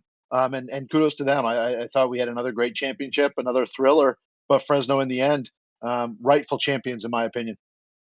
Oh yeah, no, definitely, and especially the way the regular, like you said, the way the regular season went, they definitely deserve to be the number one seed, and they definitely deserve the win here tonight. I know Caleb's going to be getting us our interviewees here in the chat with us. But no, just fun to watch the whole way. I kind of wish it would have gone to 7 just for the lulls, because it would have taken us once again to 5 a.m. East Coast time. Yeah, we might be done before 5 here tonight. Yeah, we might get done before 5. What a concept. The birds are not yet singing here in Iowa, so I will not have an accompaniment on my way home tonight this morning, whatever time it is. Time has ceased to matter here in the NECC. And then tomorrow, while we're waiting here, Overwatch finishes up tomorrow, but we also have Hearthstone tomorrow, and I believe there's one that I'm missing as well, Jacob. There's a Rocket League game to kick things off. Mountain St. Mary's taking on Bryant to kick things off. Then we'll have 3 Hearthstone championships, I should say, and then we'll cap it off with our final Overwatch championship of the night. And that will also be our final championship of the season. That's number 19. There it is. And so that one will probably go off sometime around 1 a.m., 1:30 Eastern time tomorrow, the way things have been going this week. It looks like, oh my God, it looks like half the school from Fresno State. Everybody's here. Yes, sir. Fresno, congratulations. Thank you. I have to ask, before we get into talking about how well you guys played, did any of you know that Reaper was back there looking for a back cap? Yes. Be honest. I was looking for it. I was sitting there. I was looking for it, and I was like, it was literally called beforehand. Watch for back cap. So I was just sitting there looking for it. I'm saying, remember, we had somebody looking straight at it, and that Anna never turned around. I'm just saying, never turned around. We have it on stream. Somebody could clip it. No, you guys played so well. The last push there. Everything you guys wanted, and KCV, seriously, you're gonna get arrested just for mass murder over there. Hit Q to dub. Jesus, the announcer said it best, just doing everything that needed to be done. I don't want to take anything away from anybody. Cherry, you going against your counterpart as well. I think the DPS did tell the difference in this one. Yes, sir. I was on point. My aim was on point. I was ready for today. Warmed up, drank all my water I can. That did work today. Oh, that's right, water. Water is key. Can't forget the water. Can't forget the water. The announcers were talking about it. The great play coming out of the supports. Was there anything different for you guys tonight playing support, or it was just a normal day at the office for you guys? It was kind of just a normal day. Obviously, we had the nerves of the championship and everything. But before when we first played these guys, it was kind of a rough start.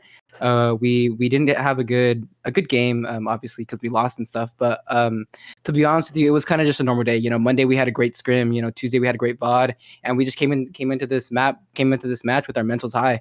I mean, like we knew and we did good. I want to thank Vex. I want to thank the whole team. We all popped off, and it was kind of just a normal day. Hey guys, I got to ask you. I don't know who wants to take this, but we had 3 teams representing the state of California tonight compete in Overwatch finals. They went 3-0. UC Santa Cruz got a win. CSUDH gets a win, and obviously you guys get a win. What's going on out there? That's big time. I guess I'll take this one. I honestly think that I think it's time for the West Coast to start getting out there. A lot. I know that like Maryville and Mizzou and a lot of the better teams are out there in the top 10 back east. Have had their time, and I think now that esports has grown as a whole, and I think that more schools are starting to adapt to it, including ourselves. This is only our second year with the program, actually. Fresh, I would say, especially for our second squad. So I think it's just more of a rise of popularity coming to the West, and seeing events like this are making people motivated to come to school. At Fresno State and all the other CSUs and UCs out here in Cali to even out the odds. That's awesome. I would like to point out, as an alumnus of Missouri and knowing exactly where Marymount is, or Maryville. You say Marymount or Maryville? Maryville. Yeah, both of those schools being in the state of Missouri, neither one of them considers themselves east. For the record, they're definitely east of California, but they're not east. Anything east of California is east, man. I get that. That's like anything west of New York. I draw the line at Texas. That's fair. That's fair. To be fair, Missouri is equidistant as Texas east of California. It's all in the middle right there. Anyway, though, last but not least, I wanted to ask the tanks. So many of the plays started off with the tanks. Either with a grab, a shatter, another earth rending ultimate. On point were the tanks today. Were you guys seeing anything different? I just knew that so we had all this energy, we had all this hype going up, that I could trust my DPS, trust my support to be able to keep me alive and be able to enable me for the plays. I knew that when I'm gonna shatter, I'm gonna get follow up on the DPS. That when we call for Zara to grab, that we're going to get follow-up from the DPS, and we're going to get follow-up from the supports. We're going to be able to get this huge ultimate, get the follow-up, and be able to outplay with it. Alrighty. Well, Jacob, I believe you have something for this third team from California. I do indeed, guys. This is coming your way. We'll get you the trophy out there. We'll get you shirts. We'll get you the Cloud Alpha headset. Congratulations. Well-deserved championship. Yes, sir. Yeah. Enjoy. Nice way to cap off the semester. Finish it off with a title. Congratulations. And maybe we'll send you guys a map so you can figure out where Missouri is. Hey, I didn't pass geography in high school. So I know geometry. This guy. Maybe not geometry. I would say everybody in that lobby passed geometry. I'm just saying the way you guys were picking angles out there. I think you all passed geometry. That's fine. Fresno, congratulations to all of you. Well played, well deserved. Thank you. Thank you very much. Thank you. Great job, guys. Respect to Carroll. Good games. Yeah. They gave us a run You for our played a money. good They were game.